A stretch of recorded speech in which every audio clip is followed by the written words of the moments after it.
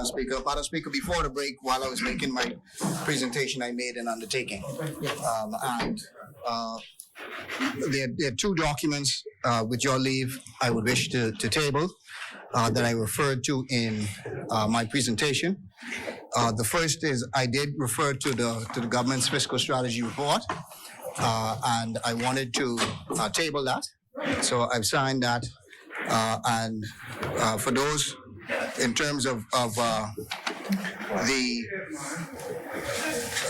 I referenced to, the numbers that I referenced to, that would be at page 34 of the fiscal strategy report.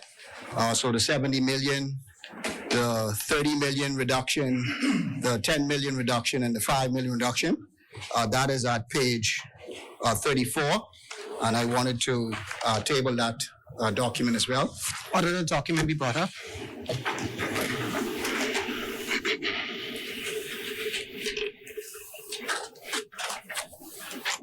And the second document, Madam Speaker, is the article.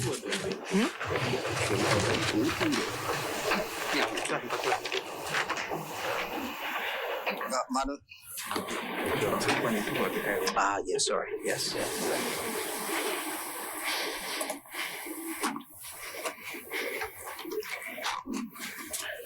The second document, Madam Speaker, would have been the article that I had referred to, and I had quoted from. And Madam Speaker, I am prepared to table, and I am prepared to adopt what was said. So the quotes, with respect to new tax measures is inside there, and so we wanted to make sure and order the document be brought up. Table. Thank you very much, Madam. Order that document still lie on the table. I think Central Bahama, are you ready to proceed? Thank you, Madam Speaker. I was made to understand that my speech was not heard. The sound was also, if you allow me to start from the top. Yes, sir. Okay, wonderful. We gave you fresh time. Thank you very much. Just want to make sure that I can be heard. Thank you, Madam Speaker. I stand here on the good graces of the Almighty God and the great people of Central Grand Bahama, who elected me for the second consecutive term to this honorable house to represent their interests in particular and the Bahamas in general. Yeah, it's a second consecutive. No break. Madam Speaker, I offer words of condolences to all families in bereavement in Central Grand Bahama and wherever else they may be in our great Commonwealth of the Bahamas. I make special mention of the family of MCM Irma Williams, who will be laid to rest this coming Friday at 11 a.m. The Edwards family, as they lay the patriarch, referred to as Dada Edwards, to rest this Saturday in Grand Bahama, and also to the family of Tennille Johnson, who passed away, as I said earlier, while waiting on documents to travel abroad for medical attention. And I want to once again thank the member for Carmichael and the Minister of Immigration for his assistance in trying to get those relevant documents. However, she passed away before we were able to get the documents for the travel to get to the doctor. So that's something that we really have to work on as a country.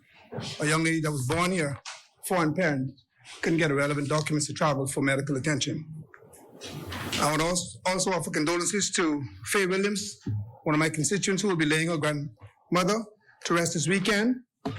And while we were on break, got news that another good constituent of mine, the father of Jamaica Pinder, Mr. Clifford Kippy Pinder, just passed away. Yeah, Kippy just passed away. So I want to offer condolences to his son, Jamaica, Miyoshi. Yeah, and where's Grandmama? Good guy. Yeah, he just passed away. So offer condolences to the family, and may God grant all of them peace and comfort during this time of sorrow. Say hello to my family, especially my lovely wife Heather, and to our wonderful daughter Jasmine Rain. I know they're watching, you know, they are my daily inspiration. Madam Speaker, allow me to pivot a bit. Proverbs 18 and 21 put it this way: the power of life and death are in the tongue, or the tongue has the power of life and death. The stakes are very high. Your words can either directly speak life, or your words can directly speak death. Our tongue can build up others and situations, or they can tear them down. An unchecked fire doubles in size every minute. And like the song that we all learned in those of us that went to Sunday school, oh, be careful, little mouth, what you say. I was indeed elated as our Prime Minister, the Prime Minister of the Commonwealth of the Bahamas, the member for Cat Island, Rum Key, and San Salvador, stated that investor confidence in the Bahamas is up. I was happy, very happy, when he said that. However, he then, in my terms, head-butted Grand Bahama with a statement, but not in Grand Bahama. What a damaging and twisted statement to our economy. Remember, as I said earlier, the power of life and death is in the tongue. Be careful what you speak. And as West Grandmama said to Marcus City earlier in his message, I believe that message is a super spreader. That Grand Bahama is not a place to invest. And that is a place where we live. So we should speak otherwise. Madam Speaker, as a member for Cat Island, sat around the table in Dubai on foreign, as I said, I trust that when those foreign investors advise that, so take a break.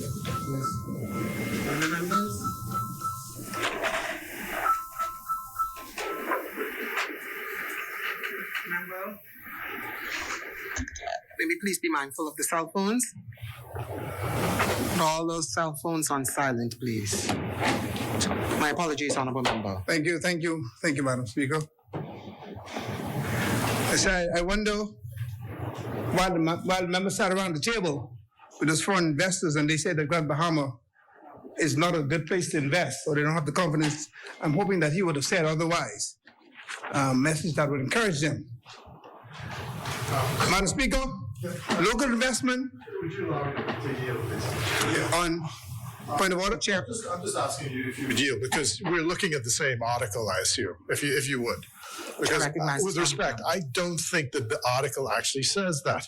I know what the headline says, and neither did the Prime Minister actually say that. What the article says is he went to Dubai, he had extensive discussions about investments in the Bahamas, and there appeared to be some reluctance on the part of investors to go to Grand Bahama, that he was doing a continuing selling job to try and get people to come to Grand Bahama. So it's not a negative speech about Grand Bahama. He was sitting with me. He was Thank you. Thank you, Honorable Member. It is. I said it earlier and I'll say it again. Be careful, little mouth, what you say. In Grand Bahama, the impression, like the member said earlier, they see it as a negative. People are turned upside down over it. Again, not the headline. Honorable members, It was clear what the member Karen said. Where the intention was. It was clear. There was no stuttering. One member on the floor. There was no stuttering. It was clear in his discourse. That's not what he said. The chair recognizes the honorable member for Cat Island, Rum Key, and San Salvador. I try not to be distracted from what I have to do for this country and the Bahamian people. I'm remaining focused. Yes, sir. Right? I'm remaining focused. And I'm aware of, just as the tongue has its challenges, so does the pen. Yes. Has its challenges. But if anyone who read what I actually said, they'll know that there's no connection between the headline and what I said. Amen. What I said, and the Minister of Foreign Affairs was with me. First of all, a question was asked of me as to what is the confidence level of investors in the Bahamas. I took the opportunity then to express the fact that investor confidence is at an all-time high. Yes, and we're seeing a number of interests being expressed in the Bahamas. And the question then, but what about Grand Bahama? And so I just recounted an experience I had in Dubai in engaging potential investors who were expressing interest in the Bahamas. And in fact, it was the Minister of Foreign Affairs when there was a project that they were discussing that they wished to put in Nassau. You said, And the Minister of Foreign Affairs said, what about Grand Bahama? He said that. I was in the meeting. We were talking, and the investor said, well, Grand Bahama, no. And he was expressing his reluctance. And this person knew the Bahamas because they've had their sight on investing in the Bahamas from about 2014, 15. And so this reluctance I sense. And at the end of the day, we said, look, if you're coming, we want you to. That's right. Either if you Come, want Nassau, you're gonna have to Grand Bahama as well. That's the point. And that's what informed that discussion, that informed what I had to say on that day. I'm remaining focused, getting things done. Amen. You can take headlines, twist it, you can take, but just look at what I said. If you read the story, read the story, you read the story, but you don't want to know about the story. You will grab the headlines because it makes a good story. It makes it's become a sexy thing for you. Thank you, Honorable Member, for clarifying that point. Actually, but I thank you very much for referring to, no, not clearing, I'm referring to the story. And to answer the question, no, I did not read it. I watched the press conference, I listened. I'm speaking to what I heard as I watched the press conference of the camera on the member in Grand Bahama, sitting on the side of the Minister for Grand Bahama. I didn't read the story. I heard what was said. And to put it out there, no matter what the intention was, it's a negative connotation. Persons took to it, and I will take your word for it. I was not in Dubai. I was not privileged enough to go in Dubai. I will not take your word. I will take your word for that. That was clarified around the table. Yes. But yes, I'm not reading. I never read the story. The member standing on the podium. I never read the story. I heard. The chair recognizes the honourable member for Carolina and Ron Keynes. I thought it was a reading challenge. That's what I thought. No, it's not. It's not. So now it's a hearing challenge. It's a hearing challenge because I never indicated not to invest in Grand Bahama. Never invest. How could I? I'm out there promoting Grand Bahama. Right. You never heard it. Right. You never heard it. I couldn't say that. What'd you say? What'd you say? Oh, Kalani saying his heirs was lying to him. I agree with you.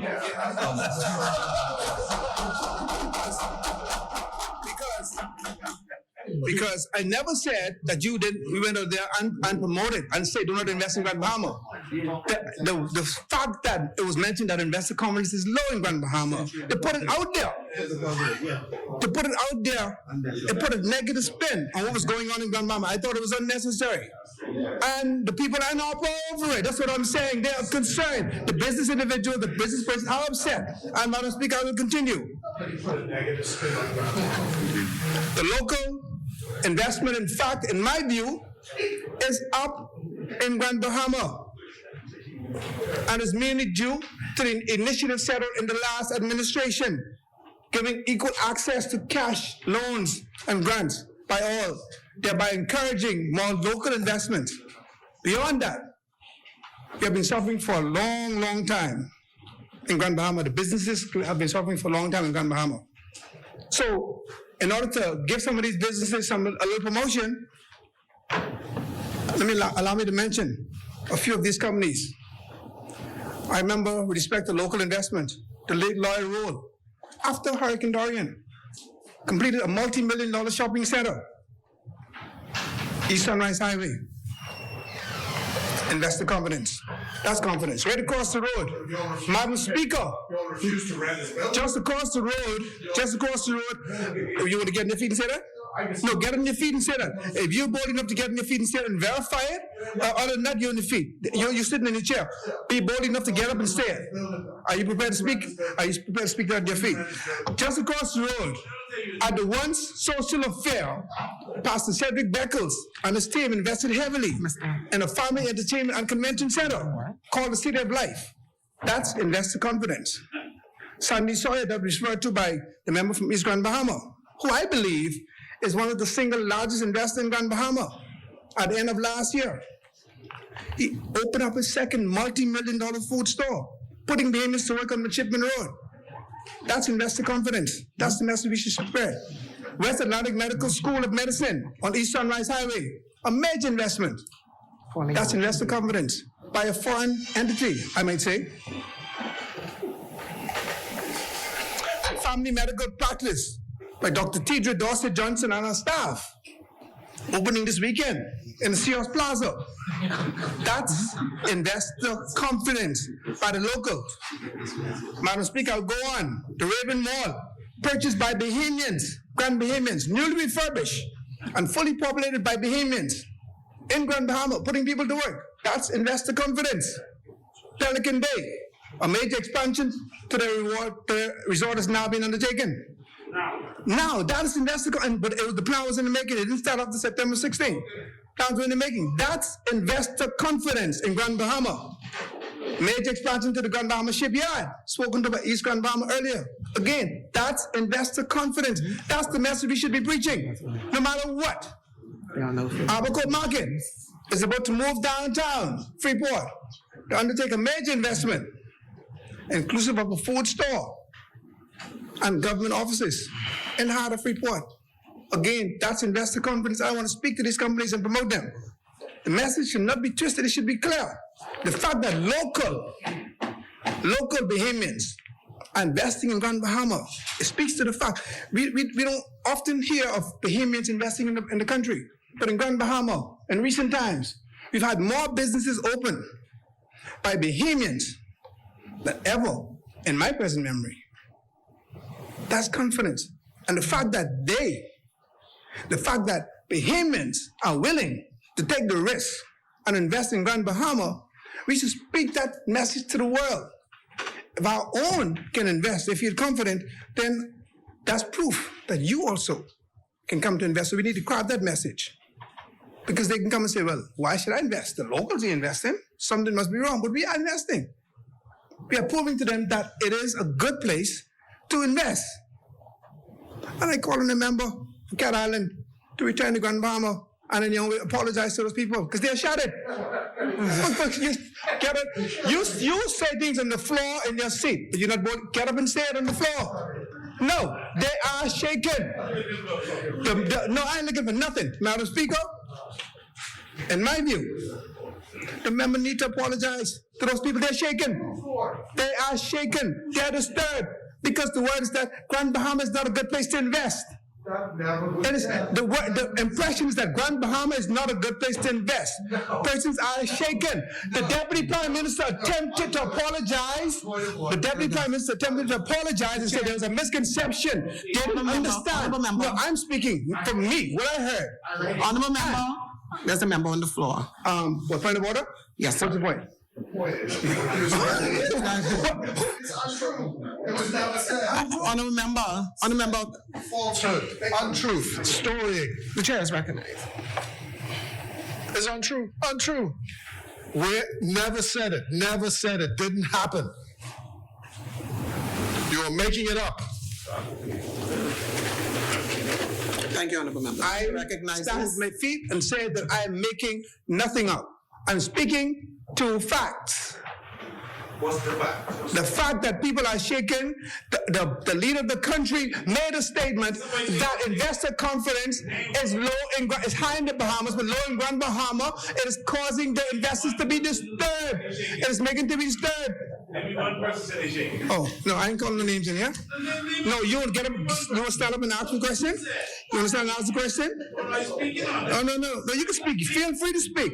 Feel free to speak. But I am saying, be responsible and tell those people, be responsible. Be responsible. Be responsible. Go back to those people and say, I understand that there may have been a misunderstanding based on what I said. I understand. I am here to change the story, to apologize to you if that's what you thought I said. You need to apologize to the people. I'm in the business community too. I know the circle that I move in. Of course I was shaken. Yes, absolutely. As a local employer, employing Bahamians in Grand Bahama and in Nassau, yes, it's a wrong message to send. It is the wrong message to send. And you may be laughing, but don't take this lightly. Grand Bahama is suffering. Are people hating? No, you're laughing at Grand Bahama the same way others are laughing at them. We are hurting in Grand Bahama. Honorable members. We are hurting in Grand Bahama. Do not laugh at the situation. It's a serious situation that we don't need to trivialize. Honorable member, there's a member on the floor. Don't trivialize it. On a point of order. The Prime Minister said investor confidence is low in Grand Bahama and you shouldn't invest in Grand Bahama. That is simply not true. It's not true. It's not true. I never said don't invest in Grand Bahama. That's what You said. But one member on the floor. One member. I said it's low in Grand Bahama. All right. Honorable members. Honorable members. It's not true. It's not Honorable true. members. But you'll have five members of parliament.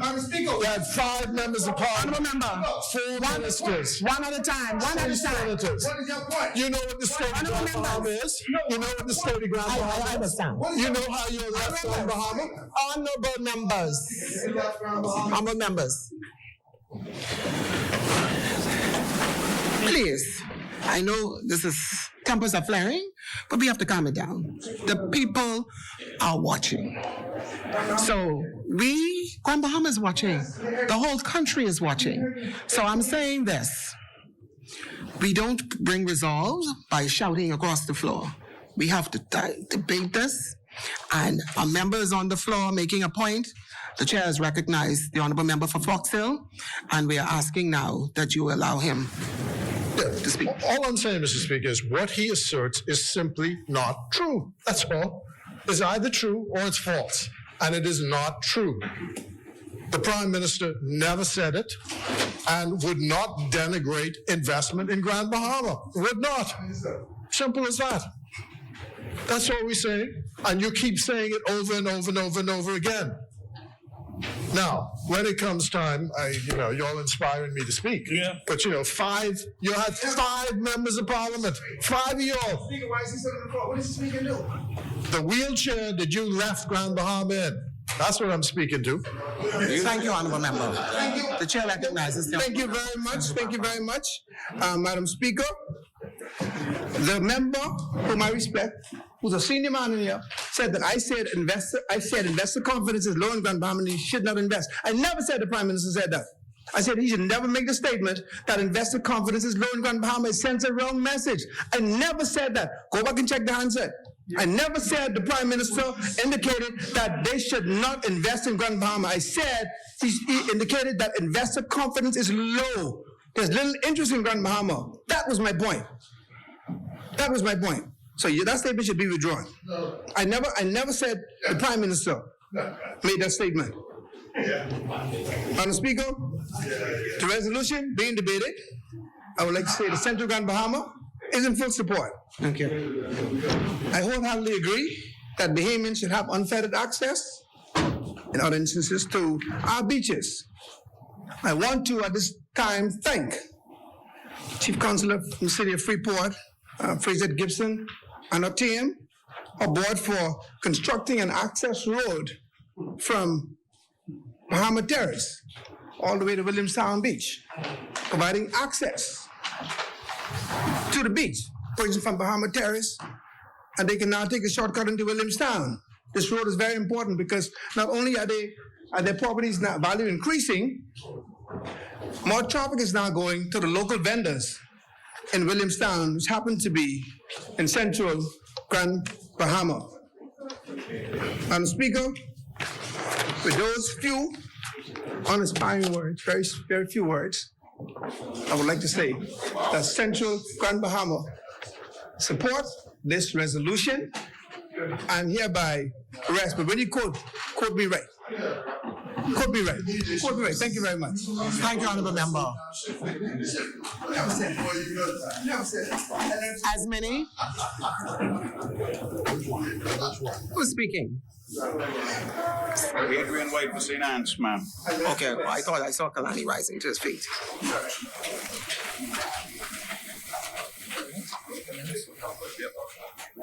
The chair recognizes the Honorable Member for Kalani. You wrapping up? Okay, wonderful.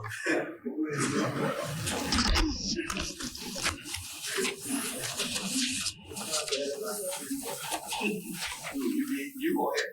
I go ahead myself. I can visit the garden. I'm traveling to go in the garden. Members, there's a member on the floor. Thank you, Madam Speaker. Before the clock starts, I'm only waiting for a drink of liquid H2O. Oh, God.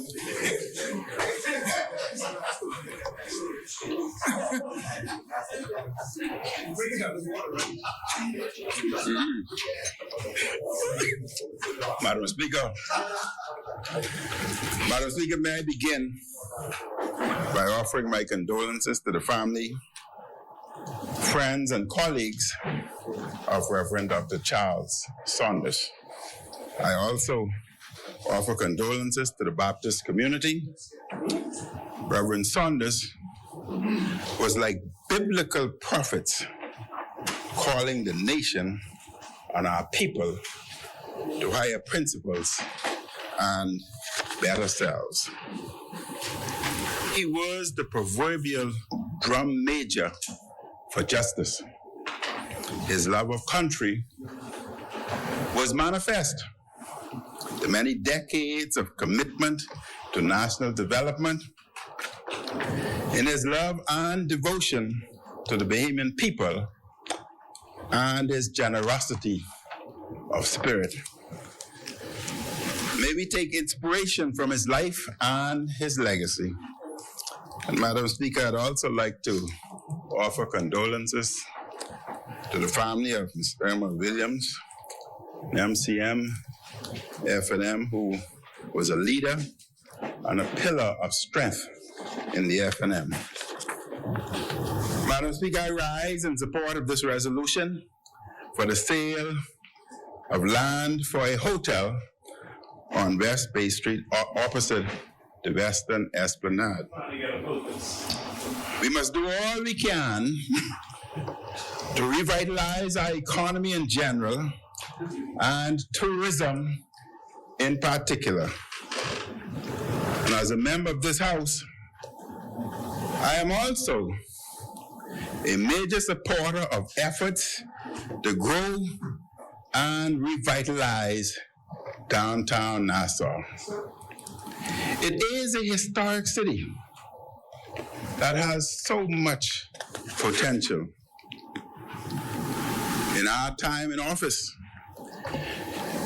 we continued concessions for building downtown and welcomed major investments, such as the Nassau Cruise Port Revitalization Project, which is well underway. I note that the current government is continuing with most of our plans on this key project, in which Bahamians may buy shares. As the F&M did with the Iowa Key Port development, we were committed to a shareholder society in which Bahamians may have greater access to economic opportunity. In a previous F&M administration, we dredged Nassau Harbor in order to welcome some of the largest cruise ships in the world, and thus today we are benefiting as they are accommodated. Cruising, Madam Speaker, is an essential part of the tourism mix. This is why We are pleased that in the last F&M government, the redevelopment of the Nassau Cruise Port is an earnest at long last.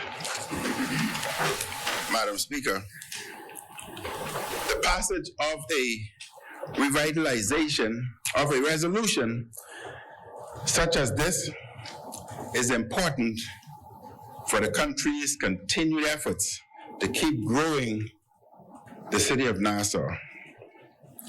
And downtown needs focus to ensure it develops. It is important that the new government keeps focus on the area. Sadly, Madam Speaker, focus is an area the governing side seems to have difficulty with. The recent trip to Dubai by the Prime Minister and a large entourage was excessive and unnecessary. In fact, Madam Speaker, my government had a moratorium on travel, and the minister responsible for sports would inform you or remind you that he was not even allowed to attend the Olympic events as that moratorium was in place. The head of government lost focus and went on an extravagant trip halfway across the world, rather than staying at his desk and managing the COVID crisis and the increasing levels of crime and violence we face. The Bahamas should have attended the expo. However, we should have sent a smaller delegation led by the minister responsible for aviation and investments, who is also the Minister of Tourism. The Prime Minister, in my opinion, Madam Speaker, did not have to attend. The new government legislative agenda has been severely lacking as a result of Cat Island's lack of focus. We are rarely in this place doing the people's work because he prefers to go on trips rather than governing. Resolutions, Madam Speaker, such as this are important to creating jobs and economic activity. A recent editorial in the Nassau Guardian entitled, and I quote, "A disengaged government," noted the Davis administration is developing a reputation for not being fully prepared to govern and not being serious about governance. The agenda of the House of Assembly contains no legislative agenda. The editorial also noted, "We believe it is time for Prime Minister Davis and his cabinet to settle down to the serious work of governing and to let go all the light duties to which they seem overly dedicated." End quote. Madam Speaker, at the end of my speech, I will table such a document for this Parliament, Madam Speaker. Madam Speaker, the Bahamian people want to know if this government has a serious agenda. And yes, they tabled several bills, and if I have time, I will make brief comments on such bills. The Bahamian people want to know if this government has a serious agenda led by the Prime Minister, who is responsible for the coordination of cabinet business. As we are talking about the downtown area via this resolution, Bahamians want to know what is happening with other initiatives in the area that could create jobs and reinvigorate our city center. The Central Bank, Madam Speaker, was poised to begin construction of its new headquarters. What has come of this project? Has it been canceled or postponed indefinitely? And if so, why? Such a project would create jobs and help to revitalize downtown. We left in place the financing of the new wing of the Princess Margaret Hospital, which is also in downtown Nassau. The financing was at a very, very low interest rate, having been organized via the World Bank. Is the Davis government proposing to build? The chair recognizes the honorable member for Fort Charlotte. And I refer specifically to, this is Rule 30, subsection 17. Which page is that? This is the Rule 30. Which page, honorable member? Oh, I'm sorry, Madam Speaker, page 28. Yes. Madam Speaker, this imputation of focus, the honorable member for Kalani is well aware that the focus of a government is set in a very specific way. And that is the speech from the throne. Yes, sir. The speech of the throne, which the honorable member would have attended, is what focuses a government. Now, the fact that a government may choose a different agenda from the previous government doesn't show a lack of focus. It shows that the sovereign will of the people in electing a new government carries with it the right to choose a different set of priorities, all of which were stated very clearly. And I saw the honorable member of Kalani, Madam Speaker. He was at the speech of the throne, standing not too far away from me. And in the speech from the throne, the focus was given. And each of us in our respective ministries, those of us who, that is the focus. That is the focus. The focus is Abaco and Grand Bahama. You want it to be Bay Street. You want it to be a subdivision up in Prospect Ridge. That was your focus, honorable member. But the focus is clearly articulated. It was even printed. It was circulated. And therefore, Madam Speaker, this imputation that somehow the government did not follow the normal Westminster system of providing a focused legislative administrative agenda, because everything that the honorable member has mentioned really is the focus of his administration. Thank you, honorable member. The chair recognizes the honorable member for Kalani. Thank you very much, Madam Speaker. I've always had the greatest respect for my classmate. Madam Speaker, in governance,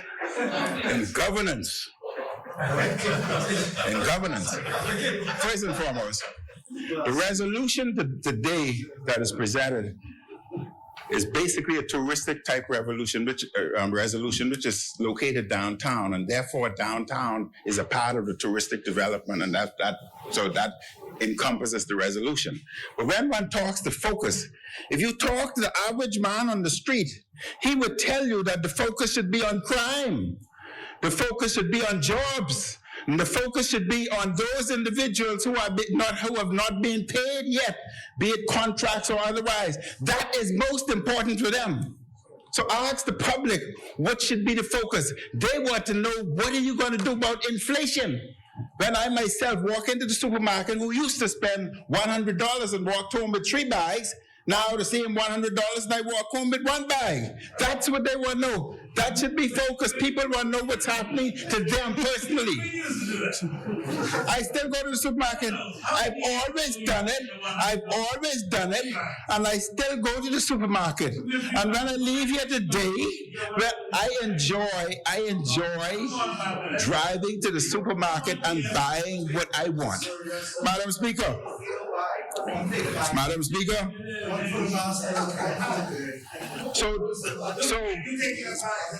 you, the member for Fort Charlotte, is responsible, and I'm only being diverted, hopefully for a few minutes, is responsible for roads and parks, those individuals want to know when will they be paid. That's their most important focus. The chair recognizes the honorable member for Fort Charlotte. I would only state so very briefly that this honorable member, you had to be the very last person where $18 million beyond what this honorable parliament approved.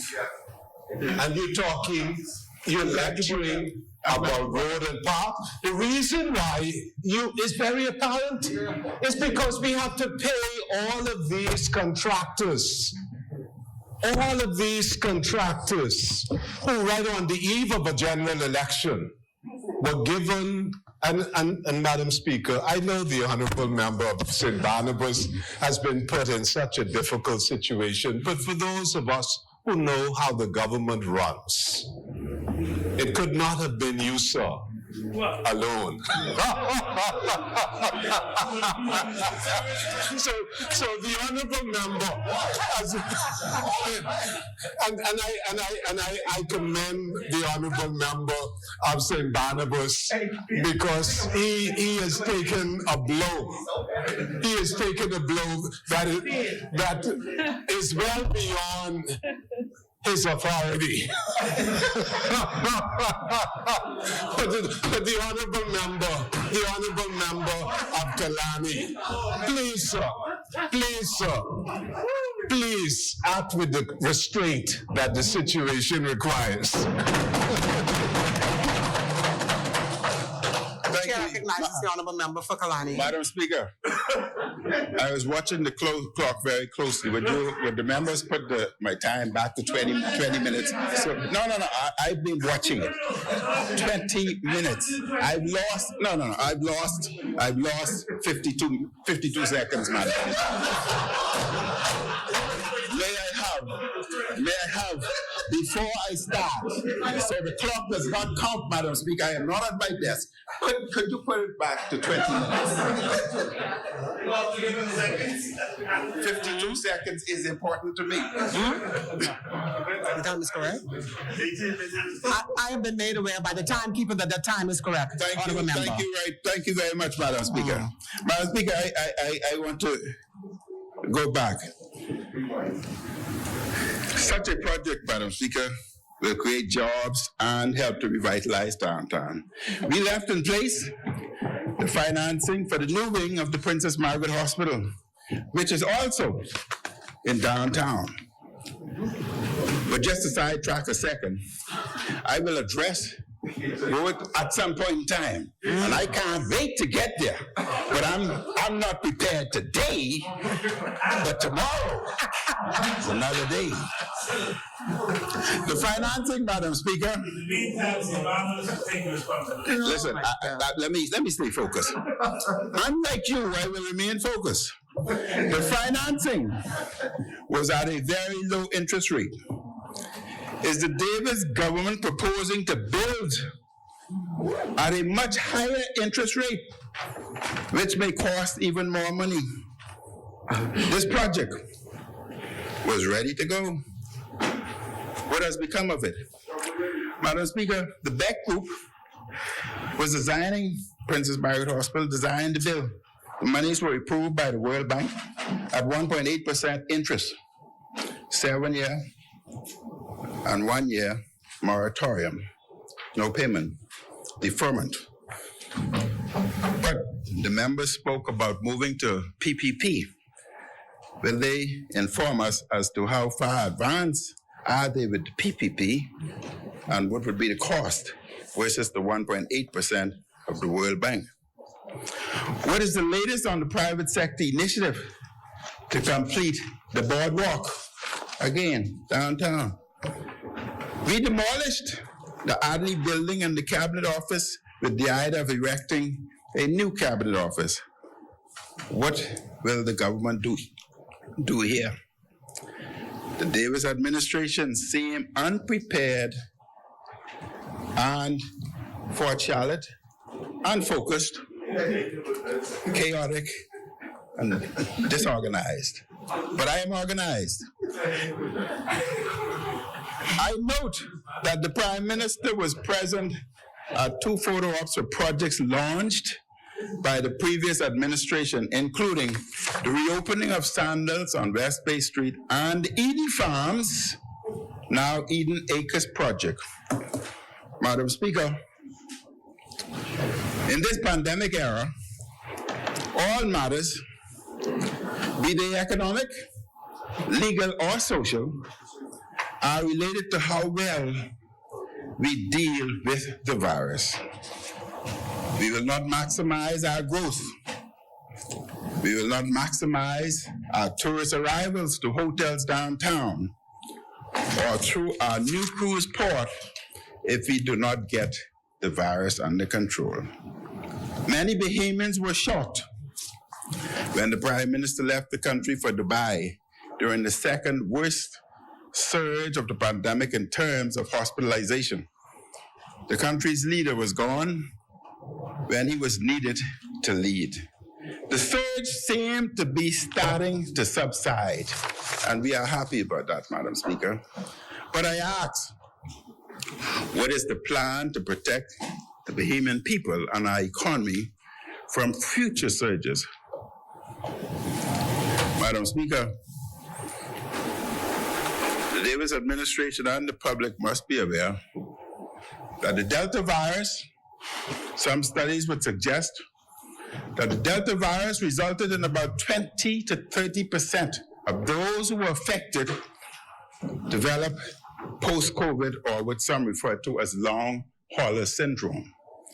What that means, Madam Speaker, 20 to 30% of individuals will suffer from memory loss, weakness, lethargy, sleepiness, tiredness, which will affect their performance at work and their performance in society. And it must be managed and recognized so that individuals may not interpret it as individuals being lazy, lackadaisical, and non-performance, which may affect their job. What are the plans for our children? Because even with the Omicron, studies have suggested that there's a 10 to 11% post-COVID or long hauler syndrome, meaning that our children would be affected with memory loss, tiredness, sleepiness,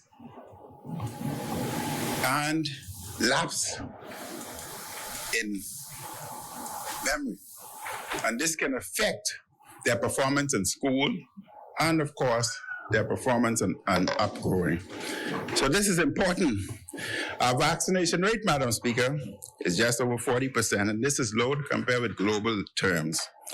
The most fully vaccinated countries have rates of over 90%, and many of them have also administered boosters to large numbers of their people. The government seems to have no useful plan to significantly increase the vaccination rate. And this means the Bahamas will be most vulnerable for the next wave and the ones after that. And I want the government to be reminded that there's a new variant out there that is even more infectious than the Omicron, possibly have the same impact as Omicron with respect to hospitalization, but still that 10 to 11% of post-COVID or long haulers exist.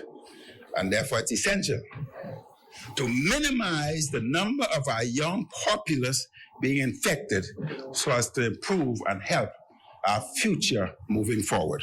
This is significant. From a public health perspective, other countries will downgrade us, making it less desirable for tourists to come here and visit downtown resorts and our cruise port. I was extremely disappointed, Madam Speaker, to hear the member for Tall Pines, who is Minister of Health, confirm that they threw away doses of Johnson & Johnson vaccines because they expired. This is disgraceful. The new government is fully to blame for wasting vaccines the Bahamian people paid for. Those vaccines will cost the Bahamian taxpayers in excess of $270,000, which could have paid many Fort Charlotte of those individuals who are contracted and have not yet been paid. They were wasted because the governing side has no plan to get Bahamians vaccinated. How many vaccines, I asked the question, how many vaccines were thrown away? How many other doses are near? And this is important, Madam Speaker. How many other doses are near the expiration date and close to being discarded? Developing countries have fought to get vaccines. And now, this unfocused government is throwing away life-saving doses. While in opposition, the now governing side said it had a plan to handle the pandemic. Now we are seeing their plans have not come to fruition, and the Prime Minister seems to hands-off approach. Where's the new government on securing vaccines? Where is the new government on securing vaccines for children 5 to 11 years old? Bahamian parents want to know. You know, I had to keep my 5-year-old granddaughter in quarantine because at 5 years old, she was infected by the Omicron. If we are to get our tourism economy to its full potential, we have to get this virus under control, and we must protect our future, which are our children, from contracting, be it the Omicron or the new variant, which is even more infectious and on its way here. And to do so, we need a greater percentage of our population vaccinated so as to decrease our hospitalization and the severity of the illness, but yet it will still cause some degree of illness, thus impacting the performance in the job place, inclusive of attendance. Madam Speaker, there is a lingering matter that must be addressed in this place. At the memorial for Mr. Leon Griffin, the Prime Minister volunteered that he broke quarantine. He said that, not me, although he knew that I knew and that I was coming. But no, he said it. Those were his words. They were widely reported in the media. It is extraordinary when the head of government admits that he broke the rules all Bahamians should follow. And we are a nation of rules. The rules apply, Madam Speaker, to all Bahamians and residents equally, regardless of wealth, regardless of power, and most importantly, regardless of position. Here is H2O. The Prime Minister must apologize in this place for breaking the quarantine rules. He should also pay a fine where applicable. If he does not apologize and make amends for paying the fine, the Prime Minister would demonstrate to Bahamians that he thinks he is above the rules they must follow, taking it all as a joke. We cannot just move on from this, Madam Speaker. The Prime Minister must do the right thing and show there is accountability in the highest elected office in the land. The member for Cat Island said, and I quote, "As the anecdote goes now, dogs ain't going to bark at a parked car. This government is moving, and so I expect to get barks," end quote, said by the Prime Minister. First of all, the government may be moving, but moving in the wrong direction. All dogs, remember this, you see you laughing, Grand Bahama, you know where I'm coming from. all dogs many times. Many times. And I walked through the grove and dogs bark at me as a little boy because I'm moving in different turfs. Many times bark because they see something curious and perplexing, like somebody breaking quarantine and sneaking into a side entrance who didn't want to be seen. Madam Speaker, the member for Kalani supports this resolution. The Davis government needs to focus and offer a vision and legislative agenda to move the Bahamas forward. I want to remind the member for Exuma that he should talk to Fort Charlotte, who can review the files in the Ministry of Works, which would show that the FNM had started a program of ensuring that there were beach access for Bahamians. And it's all there. And what you will discover, that they're marked out, and in some instances, Bahamians blocked off the beach access, but they did not put wall. They either used wood or a picket fence or some immovable item. And those files can be reviewed and those fences moved.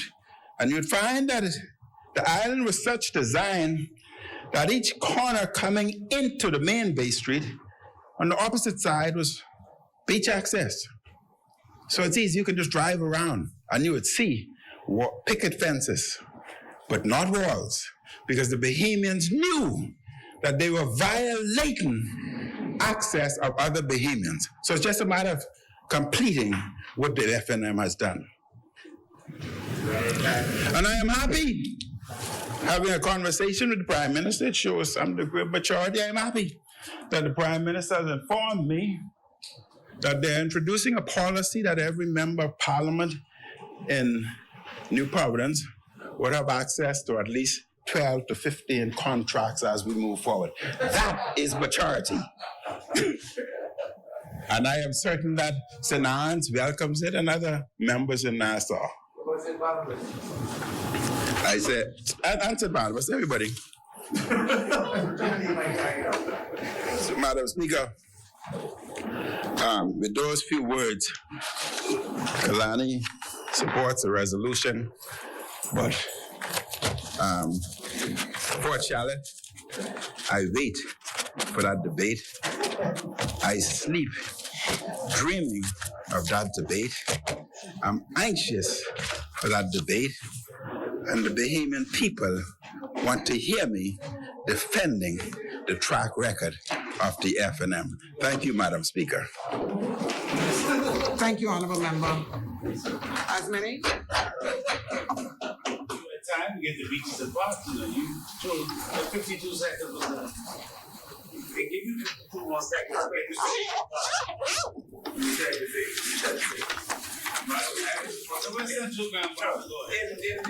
The chair recognizes the Honorable Member for St. Anne's.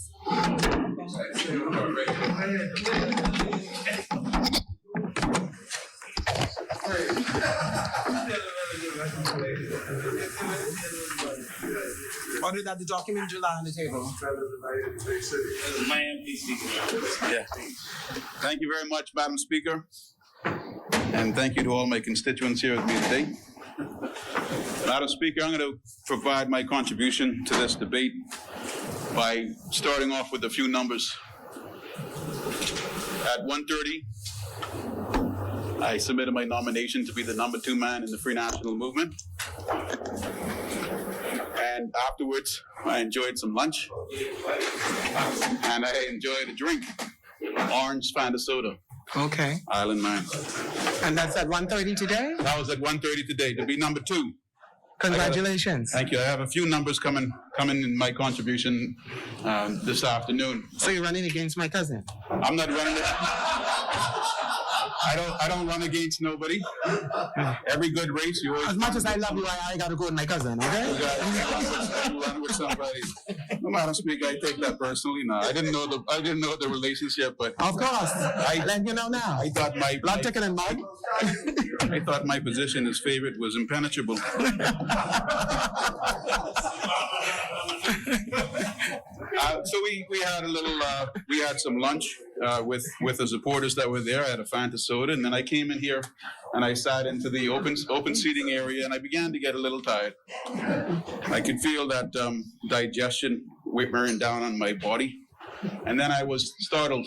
I was startled, Madam Speaker, because I thought I heard a hot off the press minute by minute come blaring through in this great house, and it turned out to be not a minute by minute recording, but another sound coming from the government side.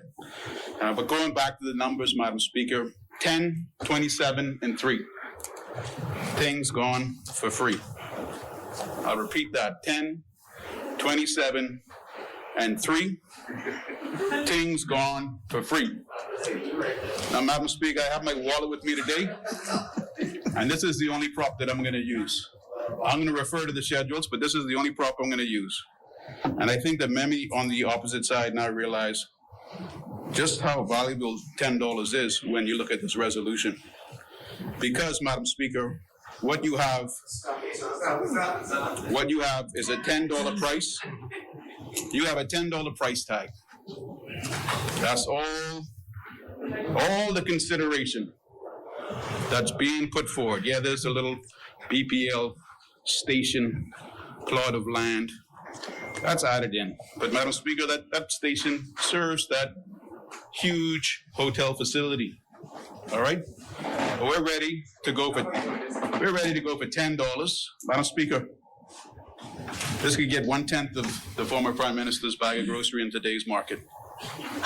He says he takes $100 for a bag of groceries, yet 1/10 of that is good enough for a foreign person to receive a parcel of land that's 27 feet wide, Madam Speaker. 27 feet wide by 281 feet long. That's land that is Bahamian owned. And it costs $10 and the fee simple to a piece of property that a BPL power station is on, which services that hotel. This is probably the only time that I've been in this house and I've wondered where I am. Before being elected on September 16th, the good member for Angliston, who's not here today, she would drive it home in opposition to the previous F&M government administration that leasing of Crown land for a long-term period was essentially unacceptable. Yet, in government, I don't know if this is the reason she's not here today when this resolution is being debated. Yet in government, we're not talking about leasing to foreigners land that is owned by Bahamians. We're talking about selling it. Not for a peppercorn. Nobody knows what a peppercorn is these days, Madam Speaker. But for $10. That is unacceptable in my view, and I don't know why this government administration would agree to that price. Now, if they wanted to say it's a priority for that tourism product, that hotel which employs Bahamians, to have use of that land, they've already had use of that land for a long time. You can look at the schedules to the resolution, Madam Speaker, and there's a plan attached to it which shows objects and structures on that 27 by 281 parcel of land.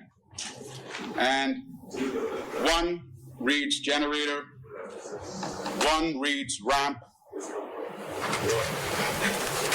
and it's being put forward by this government today. All right? Being put forward by this government today for $10. How is it that any member of this current government or administration can go back to their constituents and say, I was part of a conveyance to a foreign entity of 7,073 square feet parcel of land to non-Bahamians, and I did it for $10. $10. Madam Speaker, I haven't looked at this entire process in this resolution, there was a declaration of intending acquisition done in December of 2021, published in the Gazette. And then there was a reissued notice of possession dated the 25th of January, published in an extraordinary Gazette. What's going on with this piece of property? What are we not seeing? Why is this the priority? And why is the price essentially not? The government is aware of the reasons they're making this decision. I, though, can't tell my constituents that there's any parcel of land that is owned by the Bahamas, by the people of this great country, that's valued at $10. This is unheard of to me, and not what I expected from the PLP. And Madam Speaker, I was on Guardian Radio with Aaron Green yesterday, on the clock. It was their first year anniversary. It was their born-in celebration day. And I made a comment during my interview contribution with her that I intend to put the horse before the cart. What I mean by that is I don't intend to have persons coming into this country. I served as the chairman of the Town Planning Committee, and the majority of the time, we would receive an application, review it. It may have been reviewed at a higher level before coming to the Department of Fiscal Planning, the Town Planning Committee, but we reviewed it and decided whether we wanted to approve it or not approve it. We need to be able to put the cart before the horse. In this case, the horse before the cart. In this case, the horse is the plan that we have for this country. I'm going to move beyond this $10 price. I think that there's been representations that this side and that side supports this resolution. And what I'll do now, Madam Speaker, under the pretext of having the cart before the horse, is examine the additional consideration that is being considered under this resolution. You have a 7,073 square foot parcel of land being exchanged for a 354 square foot parcel of land. Now, when I began, one number is much bigger than the other. You don't need to pass a BJC to know that. It's actually 20 times bigger. The parcel of land that the foreign entity is receiving from the Bahamas and that the Bahamians are receiving in return is 20 times greater than what we're getting out of it. All right, we're getting $10 on top of that, but still, that's not a fair trade. And to be giving that land away permanently, that's not a value for dollar trade. That's not a fair market value trade. Putting the horse before the cart, let's talk about our planning. Let's get it organized where we're in front. We're taking this nation where we need to take it. And everybody that wants to invest by foreign direct investment or otherwise is in the cart with us. We're moving together down the road. But we stop and we go. We go left, we go right. We decide where we're going, whether day or night. Madam Speaker, if you look at this little tiny piece of land that the BPL station is on, that's where the number 3 comes from. The 10 was for the consideration, the 27 was for the width, and the 3 comes from the access from Nassau Street, the western side of Nassau Street. Now, I hope the government has looked at whether or not this is not an area within the boundaries of Nassau considered to be a historical area. But the 3 feet, Madam Speaker, I believe it was the motioner or the seconder that commented on the fact that we are regularizing a BPL station because there's potentially some risk that BPL could be blocked from accessing their station.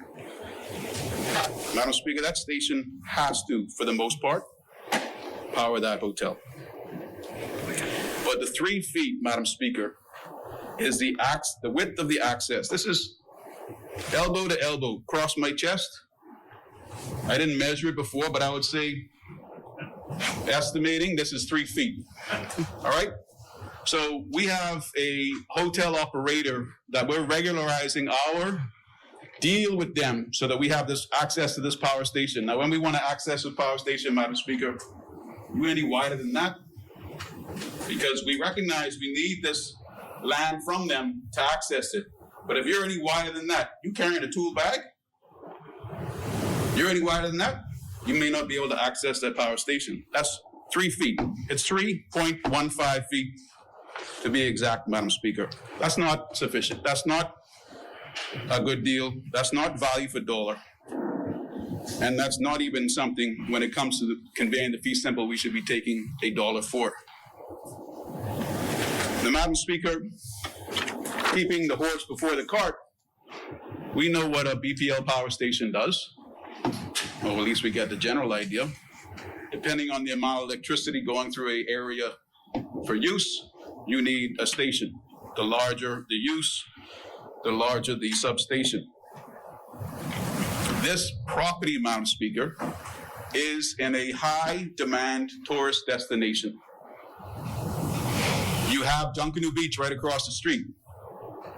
And outside of the Tiki Hut, where I'm not entirely sure what their source of electricity is, you have at least 10 to 20 other temporary structures running off generator or having no source of power at all. That's a bush job.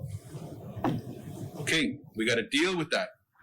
That's all we can do up until now. It's not too late. This has to go through the House of Assembly, and this has to go through the Senate. Why aren't we thinking about the power supply for Junkanoo Beach? Where is the power supply going to come from? Can we not add more feet to the footprint of this existing BPL station? They would give this to us now, I'm sure. There is a substation right now, right on the western, eastern end of the beach. It's already been installed 2 years ago. Right. That's fine. That's okay, but that's what we see right now. Are we going to need more space? Let's secure more space, even if we don't use it right now with this deal. Let's keep that cart before the horse before the cart, Madam Speaker. Now, Madam Speaker, as a attorney, I've done a few real estate transactions. That's my main area of work. And what we found out today is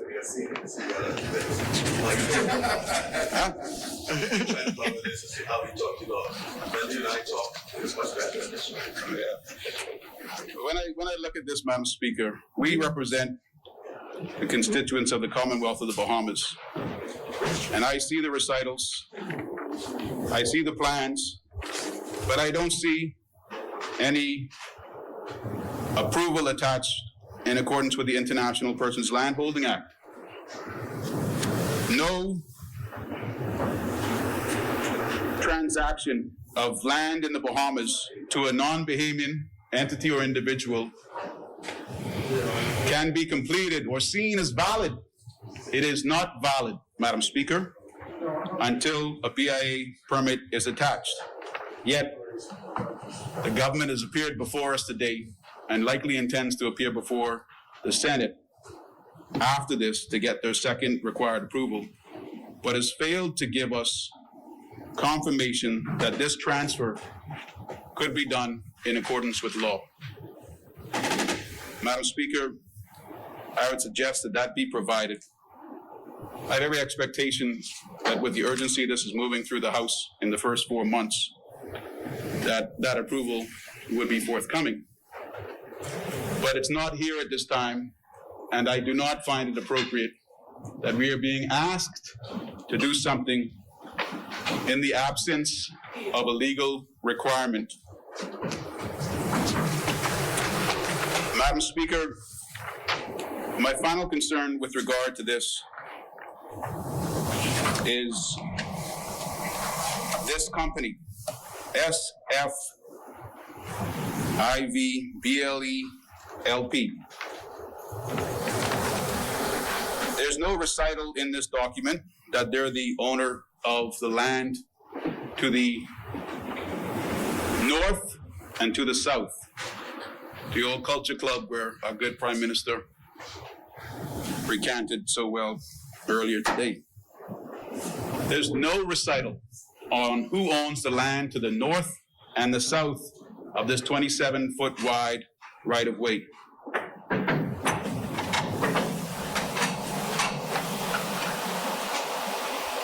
Is it an issue where you have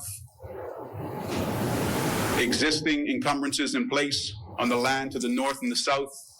This is being conveyed free and clear of those encumbrances, and essentially we could find ourselves in a situation where the land to the north and the south is being sold by an uncooperative entity who we know nothing about.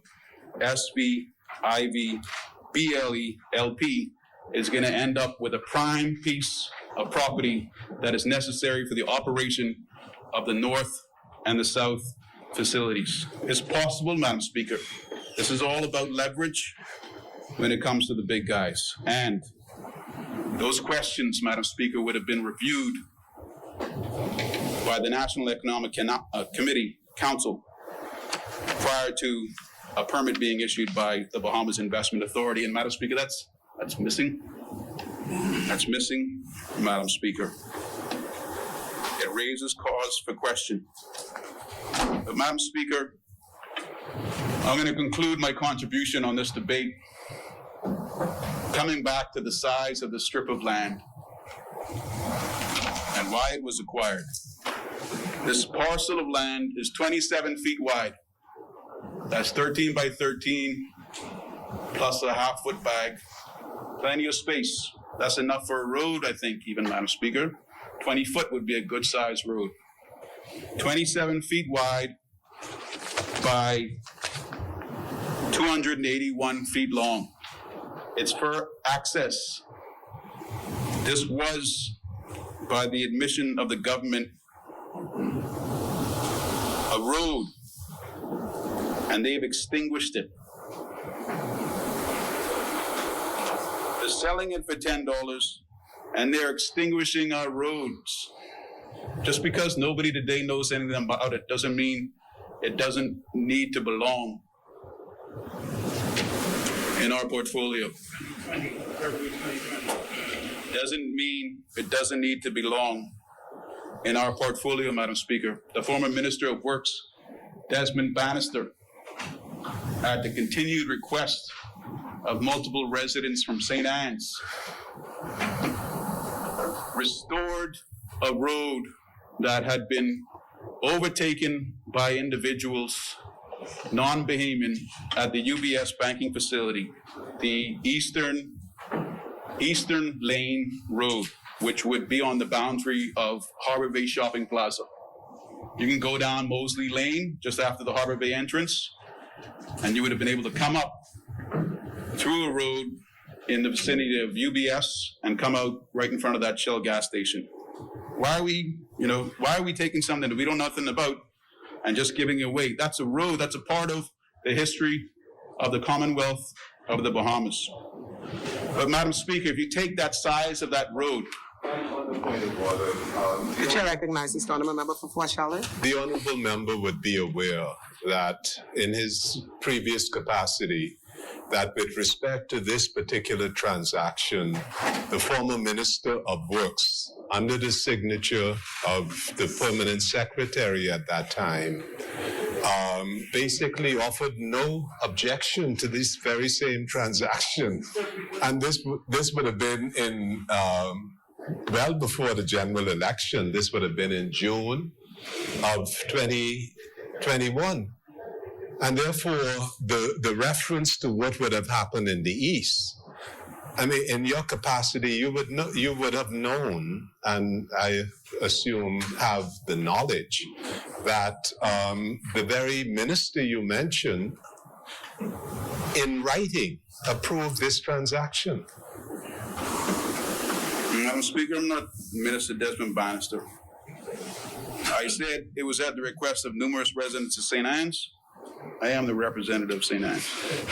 I know the business that I need to be paying attention to, Madam Speaker, and I don't know the business of all men. I'm not interested in learning. This is the subject of this debate. I'm not interested in learning the business of all men. So let's go back. Let's go back to this subject. And if you want me to, I can refer you, Minister, to the third recital. And I'll ask a question at the end since you intend to participate in my contribution. Whereas pursuant to section 538 of the Ministry of Finance, Chapter 23, the Treasurer, a corporation sole established under Section 41 of the said Act and continued as the Accountant General pursuant to Sections 210, 131 of the Public Finance Management Act 2021, number 8 of 2021, shall not sell or make any other disposition of the fee simple of the said hereditaments without the prior approval of both houses of Parliament and signified by resolution thereof. Member for Fort Charlotte as Minister of Works, was this previously approved by both houses of Parliament and signified by resolution thereof? So what happened in the past that didn't get it to where it needed to be has never brought it before debate, and that's the whole reason that we're all here and all have the right under the rules, which you love to recite, to contribute to debate. Now, 27 feet by 281 feet. 27 feet has been prioritized by this government for the benefit of a non-Bahamian. Yet, you have multiple persons that make their business, entrepreneurs on Paradise Island, that have screamed and carried on and pleaded for a protected right-of-way to the beach on Paradise Island. 27 feet would be ample. A 27-foot beach access on Paradise Island, that, according to this resolution, was needed for a public purpose, namely the expansion and accommodation of a hotel development. I know we got out of government hotel property interests a long time ago. How a hotel's expansion is in the public's interest unless we're getting into a partnership with them, it doesn't connect in my mind. That's the mechanism that was used to go about it. If we can act so swiftly in 4 months to give foreigners a 27-foot wide access before we come back for the next budget, I ask this government to also come back with the resolutions and complete recitals as contained herein for a right of access that is actually going to be for a public purpose, and that is a right of access on Paradise Island. Madam Speaker, this resolution is what it is. I feel for my members in this great house who will have to go back to their constituents and tell them that they sold a large parcel of land for $10. That's not something that I'm going to mince my words about. That's something, for whatever reason, and I see my good colleague in the public gallery. In the game of politics, he would be seen as a general. I see my good colleague in the public gallery. I saw him the last time we were sitting and I was late, Madam Speaker. And he and I have such a cordial relationship that we normally exchange greetings when we see one another. Yet when I was departing from this place, his eyes would not find my eyes. And Madam Speaker, that was highly unusual. And it wasn't until It wasn't until yesterday evening when our leader brought this resolution to my attention, and my memory, which is one of my better qualities, Madam Speaker, brought back my colleague into the forefront. And the reason for the urgency on this Thank you, Honorable was Member. clear. The chair recognizes the Honorable Member. There are two matters that I think may have crossed the line in this previous presentation. Firstly, the reference to someone sitting in the gallery and what could potentially be interpreted as some form of a untoward motive. I would caution the Honorable Member for that not to be the case. Secondly, Madam Speaker, the member made reference to one of our colleagues, the Honorable Minister for Education, the member for Engliston, and again imputed motives of her not being here today. And I wish that he would do the honorable thing and simply withdraw these references, Madam Speaker. The initial, I'll remind him if he doesn't remember, he made reference to the honorable member for Engliston, and in a roundabout way suggested her lack of support for this as a reason potentially as why she's not here. We don't need to debate it. I'd simply ask the honorable member to withdraw the references both to the member in the visitor in the gallery, as well as in relation to the member for Engliston. Thank you, Honorable Member. The chair recognizes the Honorable Member for Finance. Thank you, Madam Speaker. I withdraw those references to the member for Engliston, as well as any inference that I would have made as to her reasons for being here and not here. Thank you, Honorable And I withdraw any reference to my good friend in the gallery, who has a very diligent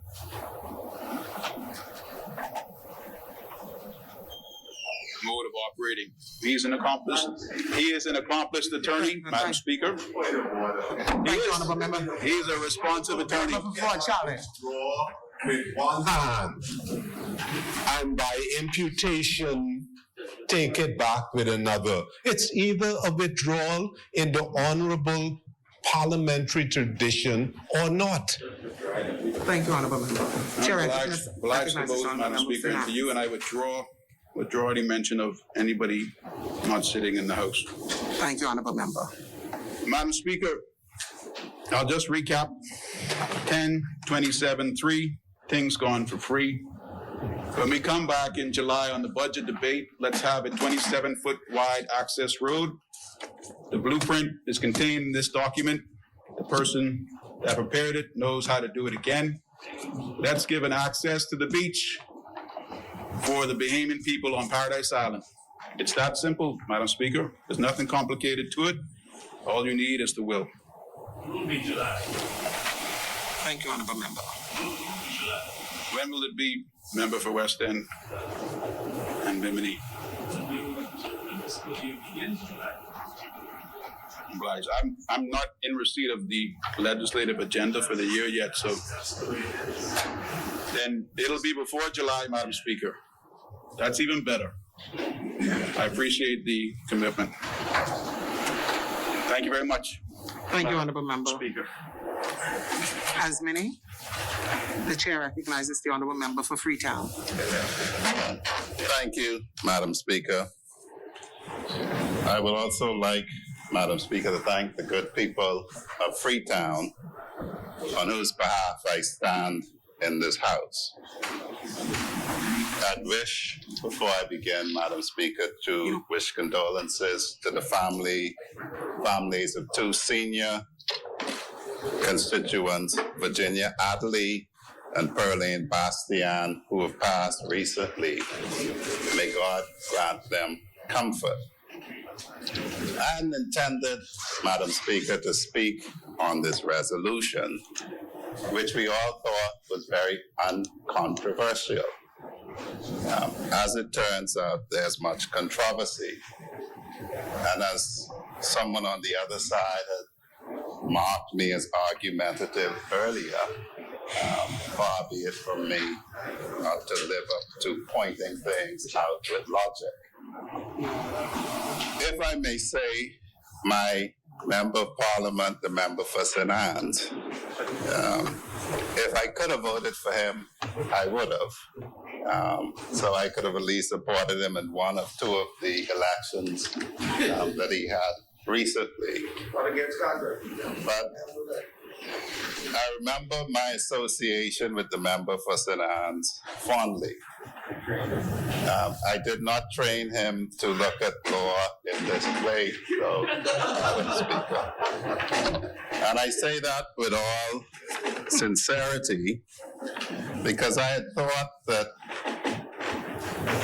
the learned Prime Minister had made the matter abundantly clear. What is obvious is I was born in 1968.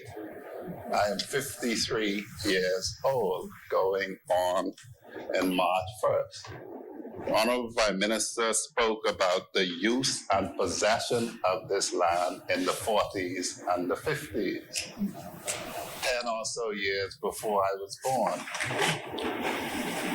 The member for St. Anne's knows that you can extinguish the right to the crown in land for 60 years. And so the Honorable Prime Minister gave an account of possession of this land for 70 plus years. The title issue, as I understood it, and I thought it was clear, wasn't that the government owned the land when the F&M administration intended to do this very thing, but that the actual documentary owner could not be ascertained.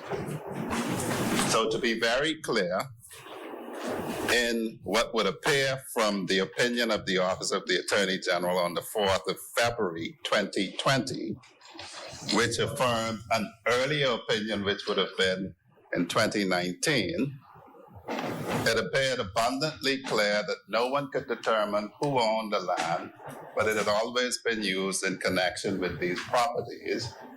And for some of us who were litigious before the court, it would appear that everyone determined to act out of an abundance of caution to put the title issue beyond repair.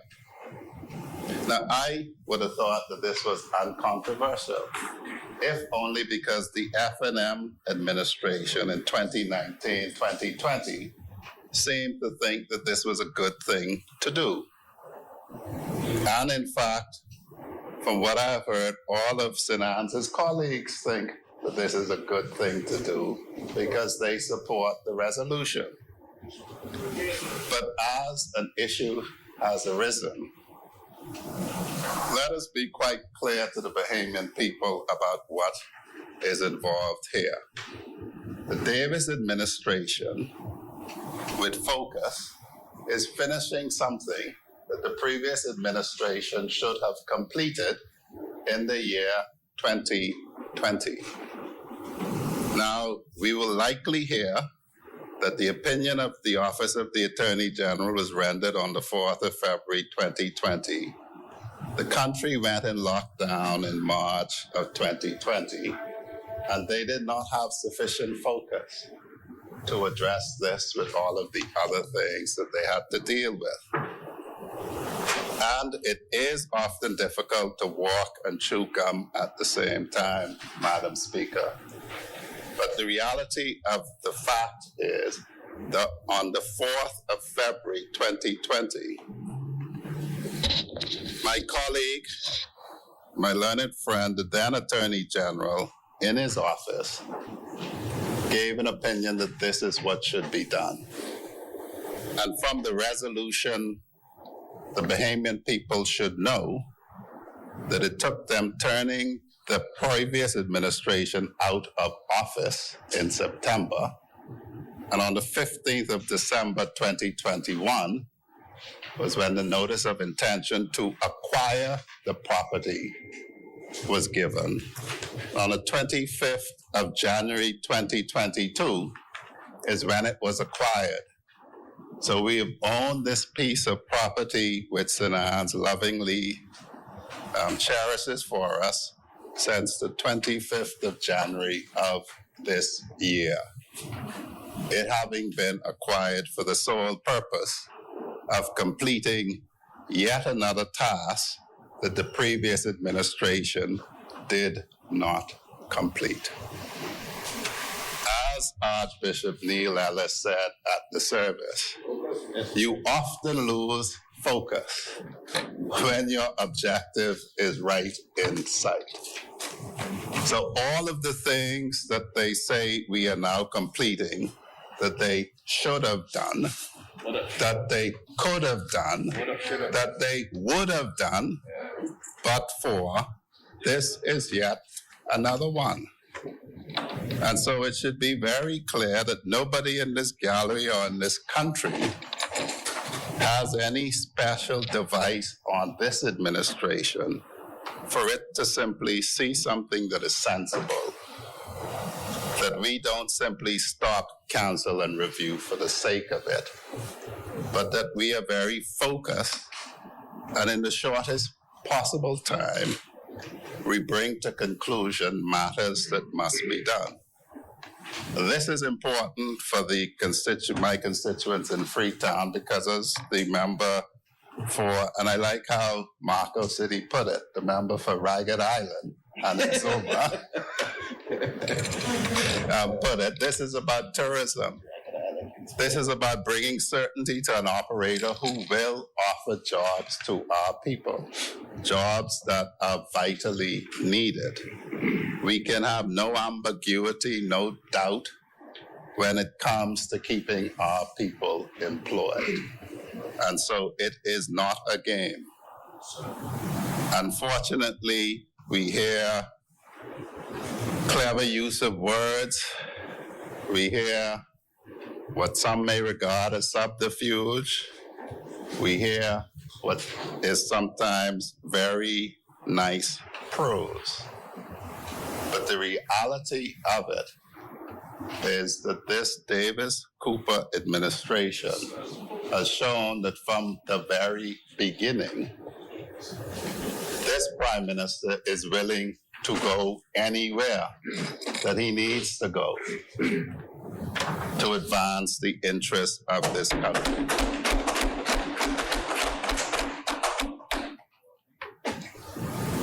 And I sat in amazement while I heard the most traveling Prime Minister talk about a Prime Minister traveling.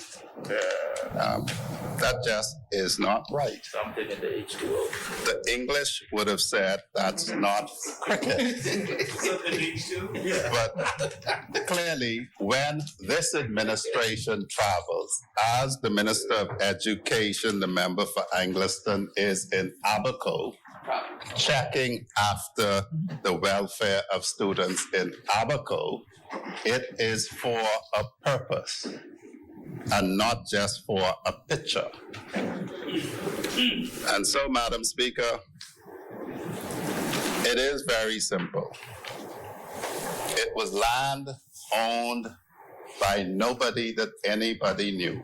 It was land that was necessary to bring certainty to a substantial touristic property, while at the same time ensuring the security of a BPL installation that, notwithstanding that it services the hotel, is one that BPL owns firstly and services much more than the hotel. And so the Prime Minister has managed to kill two birds with one stone with this resolution. And no doubt that is why the other side, who has spoken so far, accepts and supports this resolution. That type of efficiency and this sort of speed is to be commended. Before I take my seat, Madam Speaker, I've heard much ado about the legislative agenda. And if I may give my 2 cents and hope that I do not offend anyone, to suggest that a government comes into office and suddenly starts to legislate aimlessly is a recipe for disaster. It is as disastrous as when a certain government thought that they were legislating to impose a mandatory minimum sentence for rape and managed to do quite the opposite in its haste to have a legislative agenda.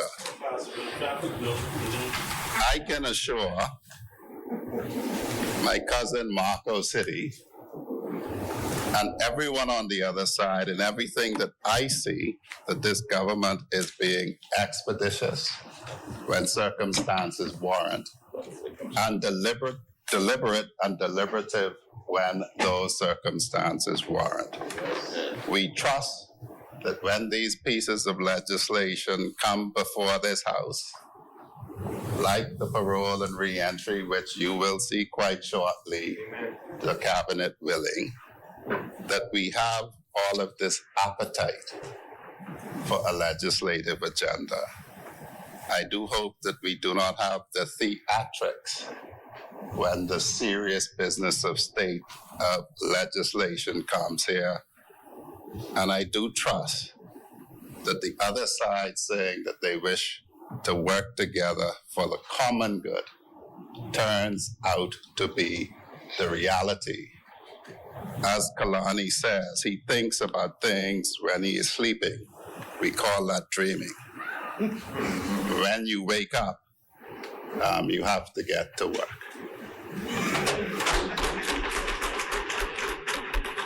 Thank you, Honourable Member. The chair recognizes the Honourable Member.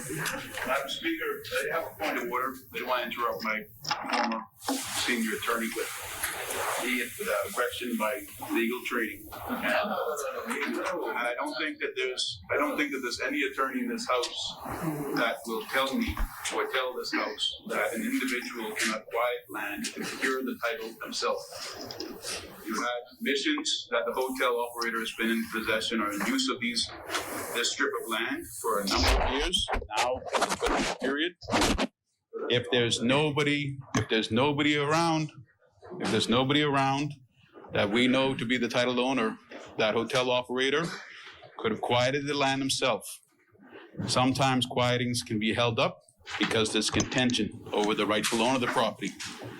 In that case, if it's a piece of property for the public benefit and the government sees it necessary to acquire that, then it can step in and nobody can challenge that right. So this is not just an instance in my mind, Madam Speaker, where I have mistaken my training. The right for this hotel operator to acquire this land and cure the titles did not need the involvement of the government. And that's all. Thank you, Honourable Member. The chair recognizes Vital. I cast some aspersions on his training. He would be well aware that I didn't train him in conveyancing. He got that before he came to me. Thank you, Honourable Member. The chair recognizes the Honourable Member for Foxhill. Thank you, Madam Speaker. I would only say that in response to that is that the government agreed when we were in the campaign, we committed ourselves in the Foxhill constituency that has this problem with title to land. And the most efficient way of dealing with it is to have the land acquired for a public purpose by the Minister of Housing and reconvey the land to the people who are in actual occupation of it. It's just cleaner, simpler, more efficient. And the government gives you a clean title. Why would you put someone to the expense of the Quieting of Titles Act, particularly these people with these small parcels of land, when the government can just intervene? So similarly, this is just a tidying up exercise. That's the issue. So we disagree on that.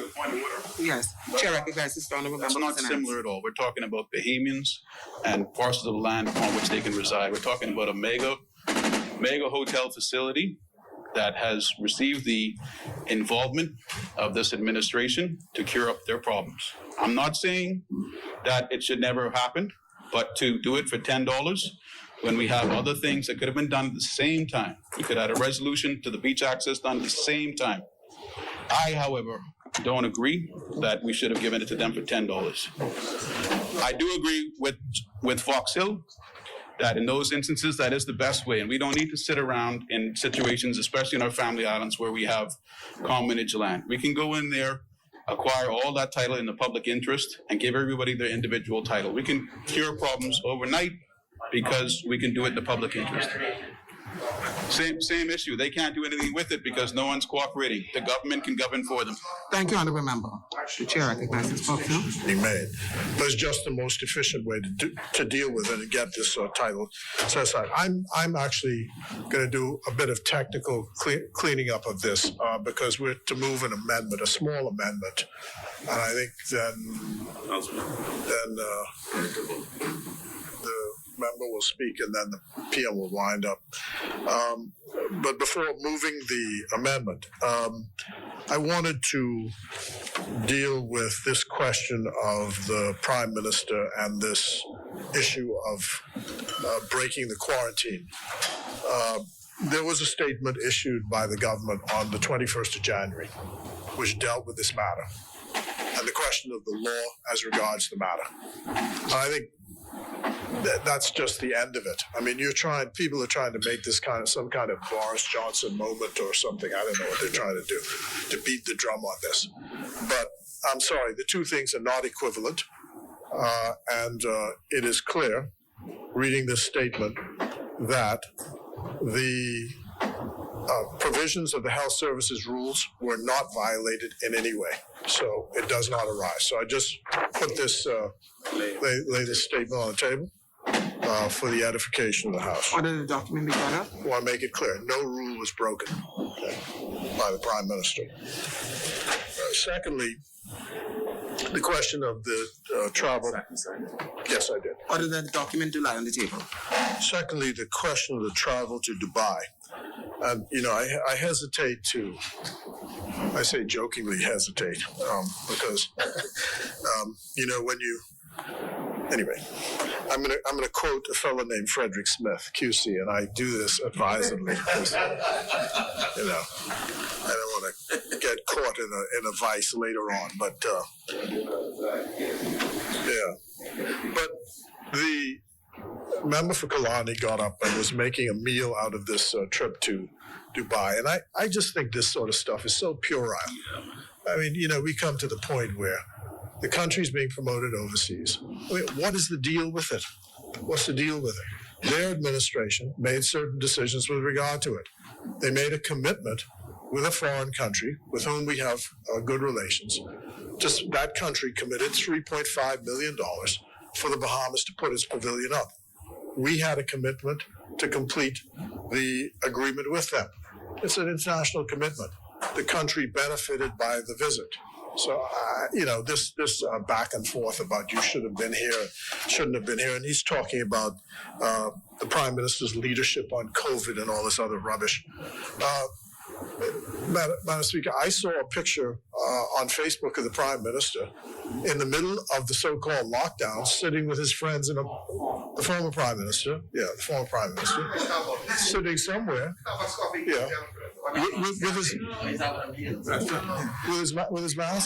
with his mask off. Sorry? Right, and then the business of waking up at 4:30 and goes out to exercise when his own government had a restriction before 5 o'clock. I mean, this is all in the public domain. So I'm not sure what it's all about. But here's what I think just sums up the position.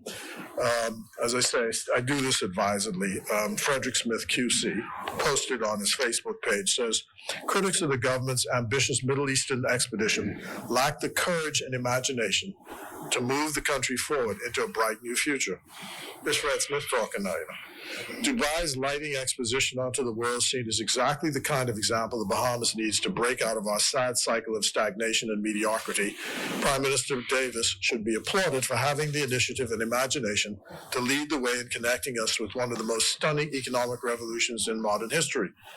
Instead, his enterprising effort has been engulfed in a cacophony of jealous braying, small-minded copying, and politically motivated belly aching by those who would rather see the Bahamas locked in a death spiral of squandered opportunities than acknowledge the positive, progressive, and transformational potential staring us in the face. This is to say nothing of the unconscionable abuse and resentment hurled at the Bahamians tasked with showcasing our culture and energy to the world. So, I think that just sums up adequately the position. What I did find quite interesting, though, was this. I therefore beseech my PLP government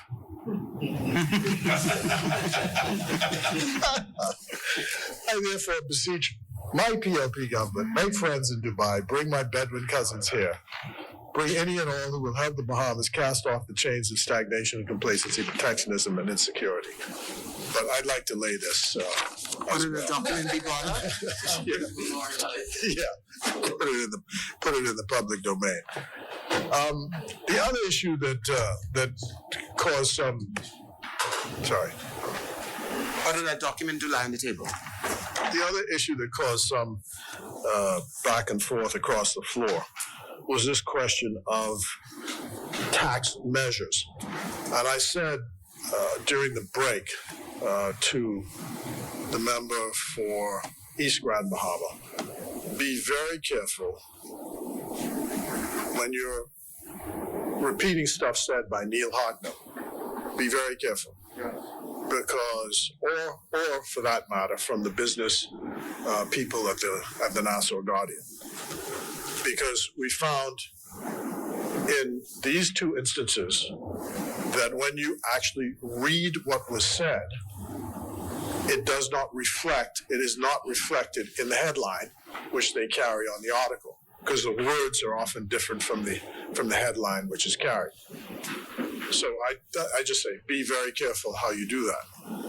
Now, what I did not recall at the time when we were having the exchange was that their administration, if I recall correctly, as a result of the G20 meeting, made a commitment for our country to join these other countries in imposing a corporate tax of at least 15% on all corporations. This is supposed to be this worldwide push now.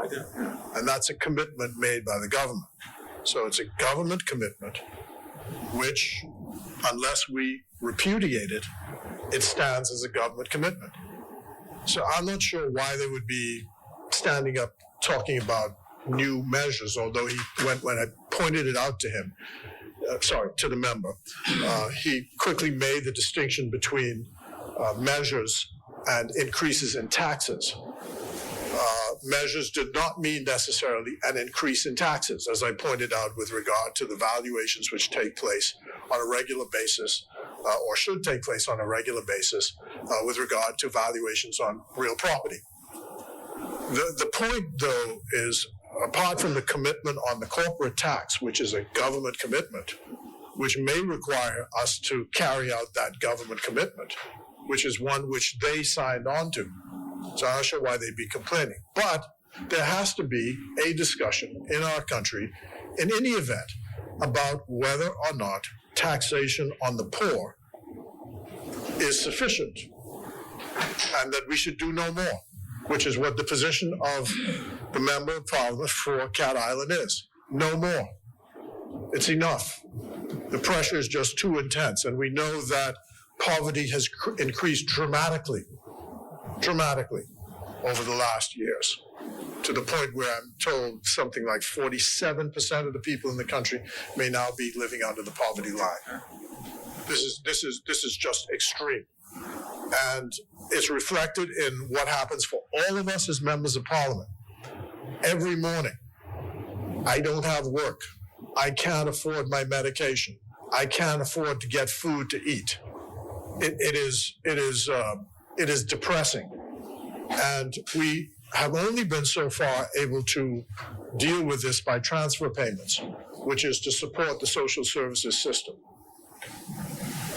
The answer ultimately must be to grow the economy.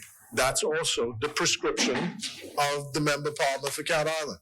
And that's all that was said in both the statement of the Financial Secretary and the Prime Minister. growing the economy. I see. Yeah. The chair recognizes the honorable member from Marco City. Longer.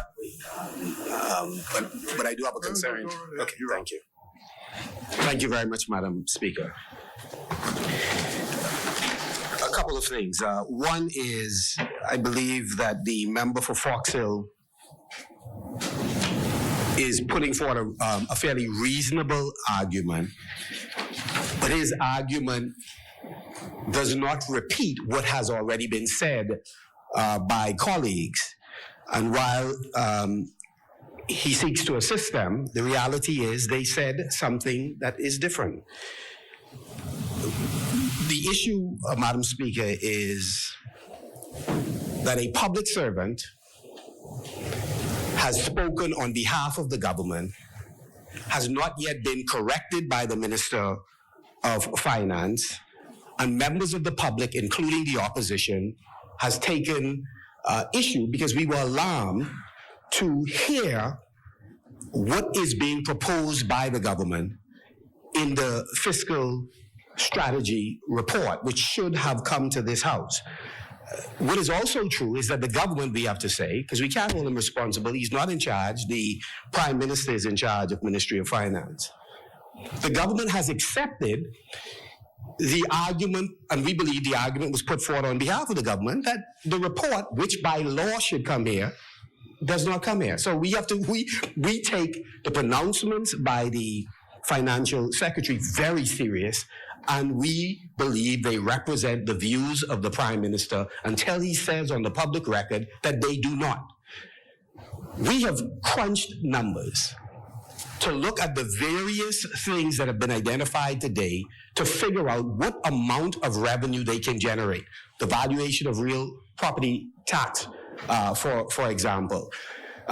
Again, as we look at all of the different measures the government is considering and has been mentioned, they don't arise to $500, $600 million. So it doesn't get you to 1.3 billion, which is projected. And all colleagues were saying today is, help us understand what else you intend to do. The things we do know that can get you there is if you plan to tax, if you plan to increase fees in certain areas, you could get to that magical number that you're talking about. That may not be your intention, but at least let us know, I think, to borrow from my cousin, make it pellucidly clear, absolutely clear, what you intend to do. And so, again, like I said, a reasonable argument, except that's not what was said by your colleagues. I hear you, but again, I make the distinction I made at the time I was on the feet, only repeating it. I'm not answering your criticism of the fiscal, the what do you call it? The something strategy report. I'm not dealing with that issue. You made an accusation that there was a variance between what the financial secretary said and what the Minister of Finance said. And I'm simply saying there is none on the basis of the very article that you produced. That's all I was saying. And I'm simply seeking to support that proposition now. Again, there is no variance. There is no variance. And I understand, you know, and the distinction is when I raise the matter with the member, it's not taxes. He said measures. And that's different from taxes. So, thank you, Honourable Member. This is precisely why the minister with responsibility for finance should take charge of the messaging for finance, as opposed. Can I, like, just permit me to finish it. This is precisely why. Listen, the reason we are having this discussion, colleagues, if you accept nothing else, the reason we're having this discussion is too many persons are talking about the same financial issue in different ways. So you have three spokespersons: the Minister of State for Finance, the Financial Secretary, and the Prime Minister, who's saying less than everybody else. And so when you ask about being at variance, I'm saying yes. What is at variance is the glaring omission of the Prime Minister's words definitively. Are we increasing taxes? Are we increasing fees? Those are the, no.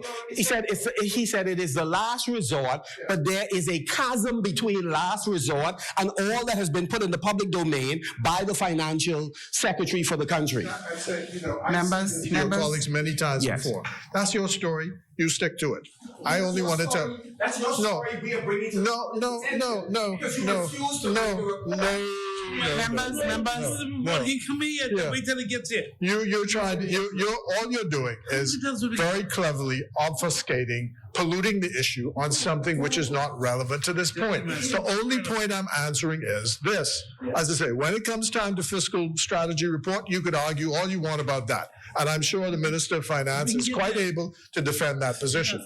But I'm saying do not pollute the issue today by saying that there's a variance between the two. There is none. There is none, except in your imagination. And I know paranoids have their enemies too, but there is no variance. Thank you very much. And the member for Exuma and Ragged Island called me the poet. Okay, so, Madam Speaker, I submit through you, Madam Speaker, to the public and by extension the member for Fox Hill, that the issue of the fiscal strategy report and your concern with the member for Cat Island being joined inextricably with the financial secretary, those two issues are locked together. You can't separate them. There's nothing to separate. They can't. But allow me. Just allow me to complete. You can't separate them. No, you can't. You can't separate them. It is a figment of your imagination. Of thousands of imaginations. Just let me complete it. Just let me complete the point, please, sir. Let me complete the point. And so again, one of the ways we are able to get to the bottom of this, to clearly understand, is let's bring the respective reports, have a discussion, and then we can hear from the elected official who's ultimately in charge what is his vision going forward, and then we can debate that. But we are not left with that. What we are left with is the chief public servant in this regard speaking policy into existence, and we're not hearing an alternative point of view. So that's one point. The second point you made in terms of Dubai. Let's be clear, because I've spoken on this issue. The Bahamas engaging with other countries or events that can enlarge our brand on the global scene is a good thing. So we have never, certainly under my leadership, we have not run from the importance of participating in Dubai. The questions we asked were very simple and straightforward. One, how were the persons selected who went? And for each person who traveled, what were their specific functions? In other words, were they fit for the particular purpose for which they were selected? How much money was spent? How many persons traveled? Simple reports answer those questions. So it doesn't have to be a controversial issue. And then in cases where the Prime Minister traveled, which I have no difficulty with a Prime Minister going on the global scene representing the Bahamas. But you always ask the question, when you go to a particular event, is that event suitable for the Prime Minister himself to attend, or could it be the Minister of Foreign Affairs, or could it be an ambassador? So those are the kinds of questions we have raised. Yeah, I mean, you're trying to make a reasonable case, but your case is unreasonable. It's unreasonable, right? And you're entitled to question whatever it is. Again, I wasn't seeking to answer any point that you made. Your member, and I note that you said he doesn't speak for you. You said that in the press. He doesn't speak for you. So I understand. I said just now what our position is. Yeah, right. Yeah, okay, fine. So he doesn't speak for you. He raised certain issues in the Parliament, and I simply answered that. That's all I said. I wasn't dealing with, Yeah. So your position on it is your position.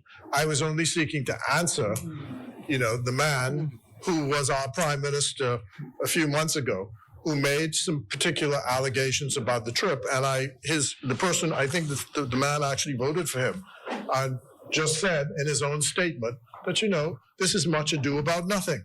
It's a nothing burger. That's what it is. And, you're entitled to make political brownie points, but that's the only thing I was doing. See, come back now. So, right. Now,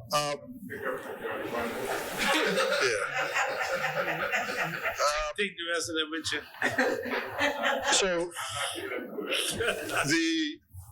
the final point I would make is about this COVID situation. There's an irony I always thought about the way COVID was dealt with.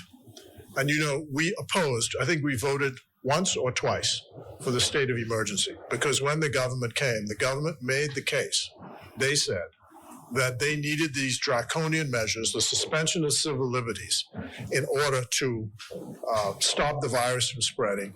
And while they were doing that, they were going to be ramping up the services at the hospitals and the healthcare facilities so that when there was an actual crush, we'd be able to deal with it. Now, I'm not making any accusation against them, against your administration or against the former prime minister, but I know what the facts are, is that in March of 2020, there must have been about 10 cases of COVID. After all these restrictions you all went through, by the end of the summer, there were 500 deaths and thousands of cases of COVID. Now, all I say is, all those measures you did clearly didn't stop COVID from spreading. It didn't. It was a failure. So the question then is, why would you be defending that? And that's why we're in the position where we are. So there was no need to suspend civil liberties to deal with this matter. That's clear, and it's clear that the measures we believe that are in place now are working. And that's the only point I make with regard to COVID. The policies were clearly a failure. And then what you were doing was, to walk away from the impact of the penalties. Even your own torchbearer leader got in the public domain and said, look, you can't be fining a man for selling coconut $750. You just can't be doing that. This one who's in the wedding? Yeah, the same one. You just can't be doing it. So that's the issue. That's the issue. And the Bahamian public has not forgotten those measures. You couldn't come out. I'll just recount another story. The member just talked about the person going to the pump. No water in the house. Has to the person they're taking care of is incontinent, and they go out to get water. They get locked up by the police and fined. How's that? I don't know where the magistrates, where their heads were at during most of this, right? To be doing this sort of stuff. That's right. Yeah, right. I mean, but I met a man from Bimini, and I'm in Grand Bahama. I know that the chair recognizes the honourable member from. Thank you very much, Madam Speaker. I'm certain you might want to take back the statement you're making with respect to magistrates. I don't think that's appropriate in this context to say they. If you think not, the problem is I've already said it in the public domain before. So anyway, for the purposes of parliamentary proceedings, I'll withdraw it. But what I would say is this: justice is supposed to be judicious, put it that way, and magistrates and judges ought to take the temperature of the society. And so their judgments were being criticized because of the severity, notwithstanding what they were permitted to do in law. So let's give the example of the man from Bimini.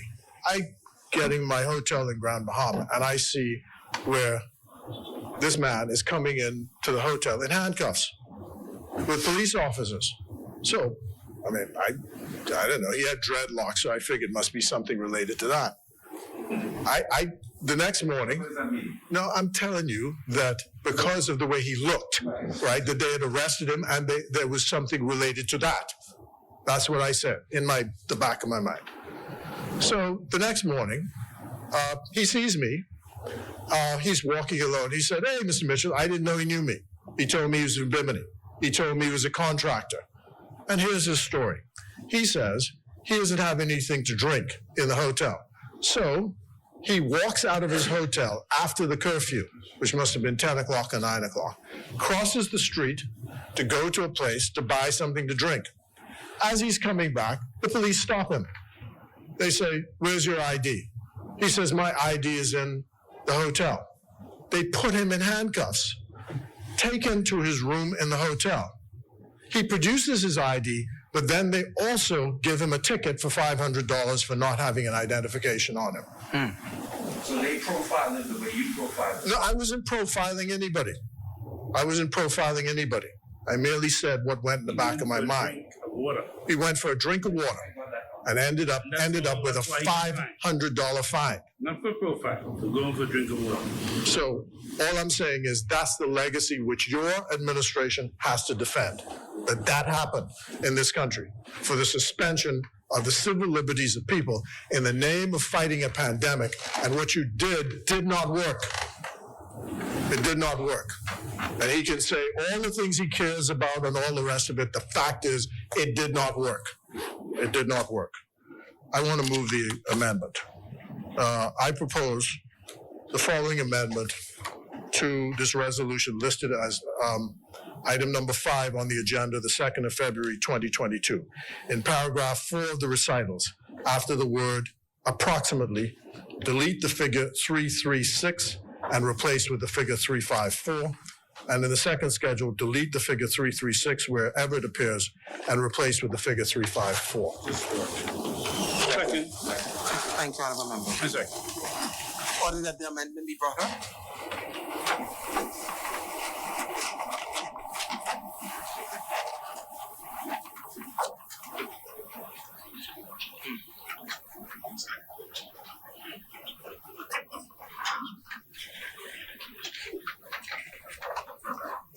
Order that the amendment do lie on the table.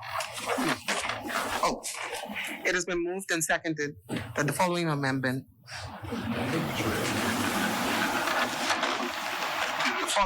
be read as amended.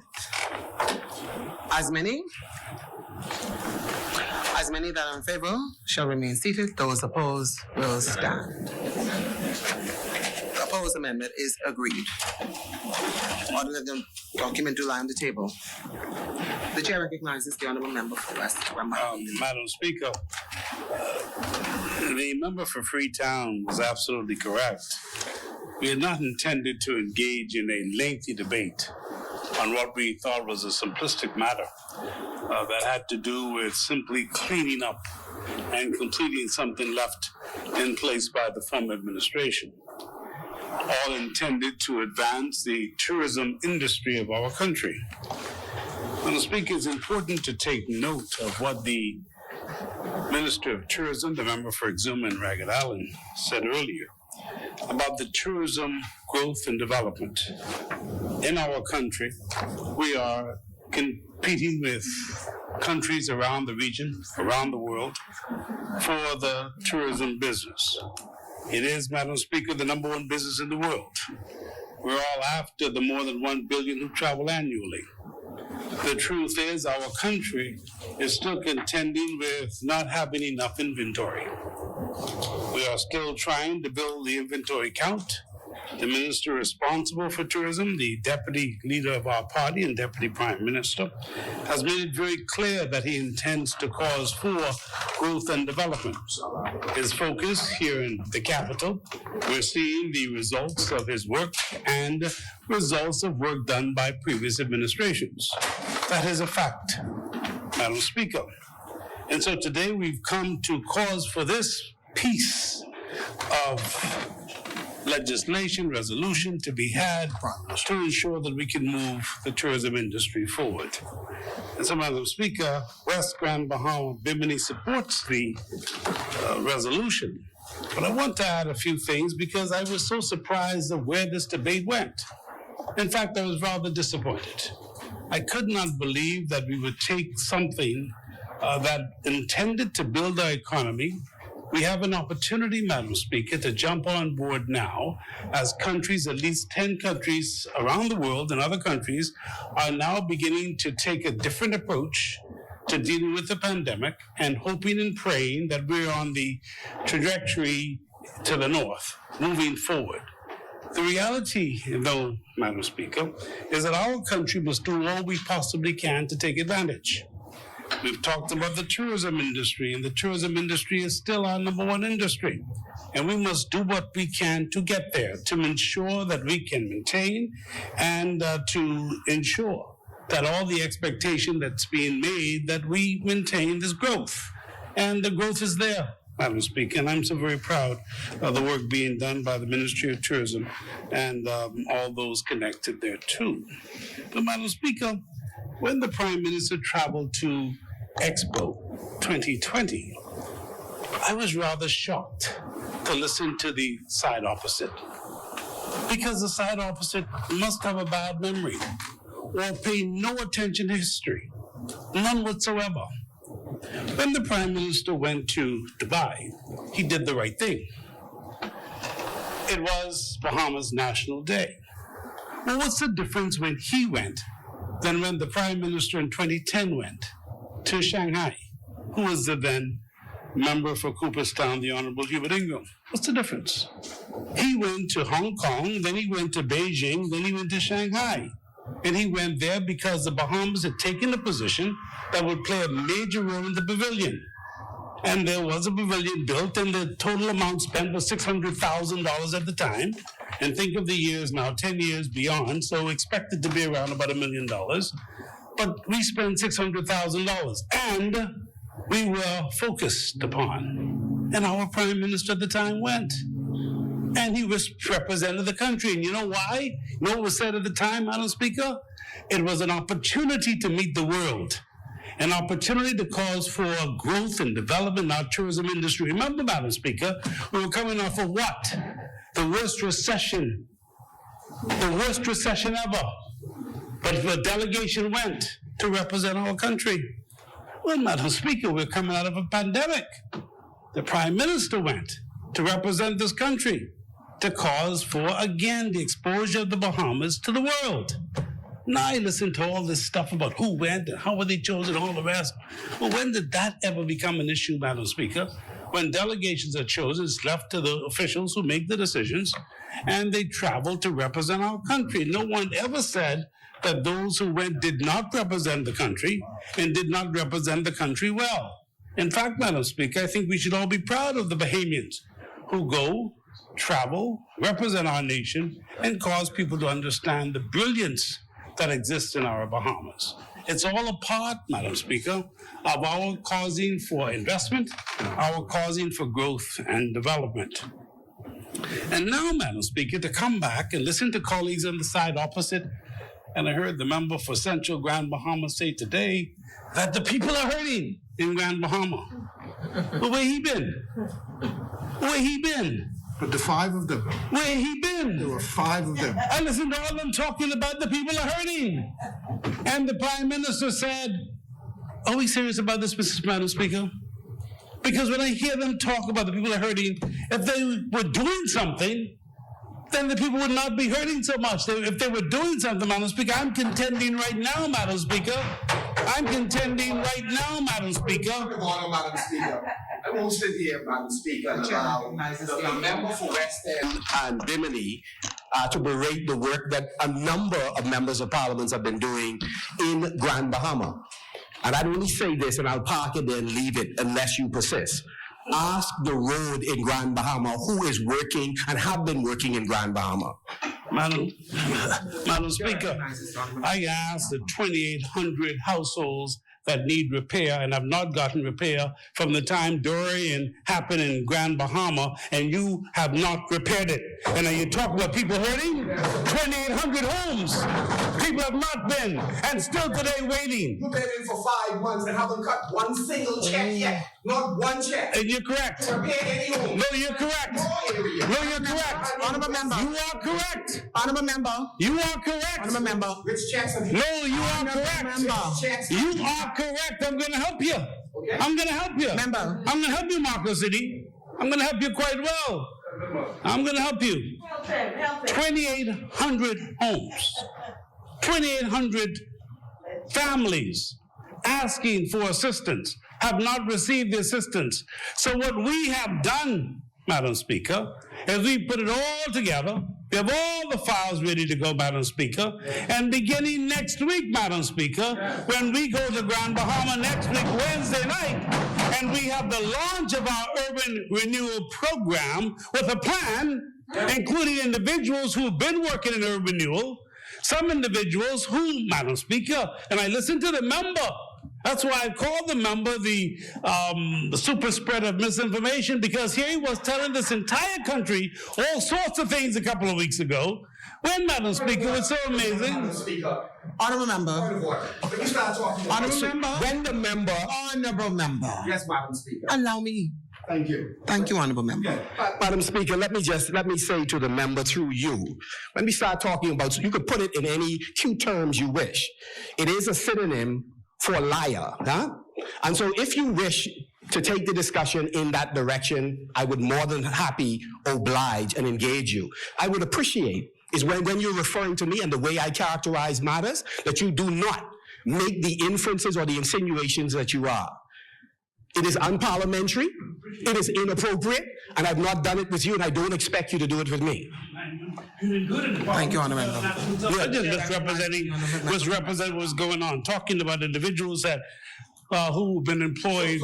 Honorable member, I have not recognized you. Honorable member, please take your seat. This is my time to speak, you know. This is my time to speak. And when you're speaking, please address the chair. And I'm speaking to the chair. I'm asking the member to withdraw his reference. To me, that's what I'm asking. Thank you very much. The chair recognizes the honorable member. Madam Speaker, the member for Marco City must be reminded that he, just several weeks ago, was on national TV talking about urban renewal employees. Yes. And urban renewal employees, Madam Speaker, who they did not ensure had contracts, who did not have any contracts, who were individuals still working because we decided not to, Madam Speaker, throw them under the bus or destroy any kind of employment they had because of the mistakes made by the previous administration, to ensure that we exercise some dignity and decency to allow for them to have and earn wages, Madam Speaker. Madam Speaker, we're now into the mood where we are now moving to cause for our program to move into the direction as indicated by our Prime Minister to take care of the people who've been suffering. And Madam Speaker, when the member stood up and made accusations formally, he wasn't concerned about the truth. He was concerned about simply trying to make a headline. So now, Madam Speaker, if the member is concerned now that I say that he is a super spreader, I don't see how that says anything. A super spreader means that he might be effective. Honorable member, the chair has not recognized you. If the member for West End, Honorable member. we'll go there now. Honorable member, allow me to at least recognize you. Yes, no problem. Speaker, let me do this in two parts. One is, I certainly in Grand Bahama do not have a reputation of being a liar. I don't have a reputation, as some others do, of being a liar.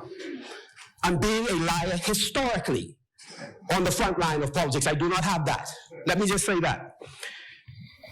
Secondly, Madam Speaker, the member for West End and Bimini referenced a statement I made, not in the dark of night, not coming from behind, but up front to the public. I asked members of the community to stand in solidarity with workers who were concerned that they may be fired. Here's the information, Madam Speaker. Madam Speaker, I am not prepared to yield. I'm not prepared to, I'm not prepared to yield to you. No, I am not prepared to yield to you. Honorable member. Madam Speaker, I'm on a point of order that has not been completed. I am on a point of order. Members. All this morning, running with a bunch of nonsense. Yeah. You want it now? Madam Speaker, I'm on a point of order. I ought to be able to complete the point of order. Complete the point of order. So the member, because the member of Parliament is seeking, from Western and Bimini, is seeking to mislead the public that I made statements that were untrue relative to urban renewal. And I'm putting on the record exactly what is said. He's a former journalist. He can go and get the record and play it for the public. So he is misleading the public. Madam Speaker, I asked members of the public, and the member for Western and Bimini has the recording, to stand in solidarity with residents who believe that they were going to be released from urban renewal.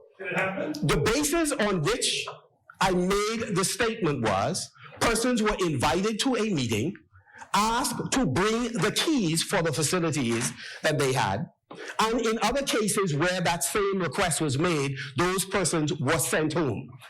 We were going to stand in solidarity with these workers.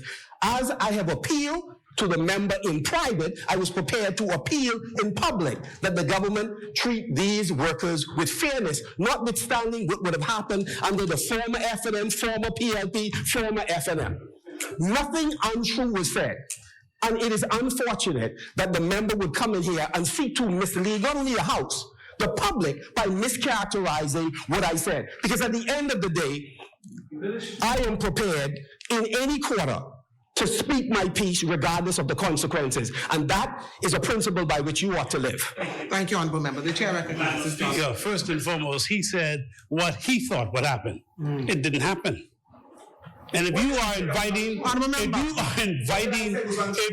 inviting individuals to come to a place to stand your ground, inviting controversy, inviting confrontation, when it's not true, because he did say, you heard what he said, because he's spoken to me privately about the decency, about allowing certain things. So if we've spoken about it, Madam Speaker, he need not go on radio and television making an announcement. That did not happen, Madam Speaker, and it didn't happen. And so there he was, even after the meeting didn't happen, standing up making a statement about a meeting that didn't happen. That's most amazing. Most amazing, Madam Speaker. Madam Speaker, the member allow the member to finish. And then okay? Sorry. Allow the member to finish. Madam Speaker, the member misrepresented. He misrepresented, Madam Speaker. And at the time, I thought it was very irresponsible. Extremely irresponsible. I told him that. And when I had a conversation. In fact, I wrote him first, and I told him. Extremely irresponsible. That's not what you do. And I was concerned, Madam Speaker, that because the response to what he did was the members of our side who support us, who decided to respond to him as well. And to come out, and there could have been a confrontation. That's irresponsible. No matter how you look at it, it's irresponsible. And at the end of the day, my difficulty, Madam Speaker, is that we do things and we believe it's okay to try to seek to justify it. You can't do that, and you should not do it. And so, Madam Speaker, if you're so concerned about Grand Bahama, Madam Speaker, I think he's completed that concept. Honorable Member, he has not indicated to the Chair that he has completed. He's still talking about allowing him to complete his entire presentation before I'm able to agree. Yep. In much the same way that the member for Rabbit Island and Exover consistently was given latitude. Madam Speaker. Both sides were given latitude, Honorable Member. Both sides. Madam Speaker, I'm appealing. Honorable Member. Incorrectly. Honorable Member. Yes. I have indicated that I am allowing the member to conclude, and you will be allowed to respond. Thank you. The Chair recognizes Red Crown. Madam Speaker, the member from Marco City, I don't want to get tied down in any debate with the member from Marco City, but I'm simply telling the member from Marco City that the member was irresponsible in what he did and should not have done it. Now, Madam Speaker, let us turn to Grand Bahama. Madam Speaker. I've heard the members talk about Grand Bahama, and they have relied on what one member said he heard it, another said he saw something in the newspaper. Now, Madam Speaker, I've heard them talk about the airport. I've heard them talk about the hotel. I've heard these conversations about all that's going on in Grand Bahama and should be happening in Grand Bahama, Madam Speaker, but I cannot believe that they are claiming that their greatness and what they did in Grand Bahama, Madam Speaker, they told us that they got the airport for $1. I heard the member for Exuma and Ragged Island say $3 million so far, and we're spending more and more and more. But that's what they said. And I ain't hear them making any noise at the time. Everybody's talking about $1. $1.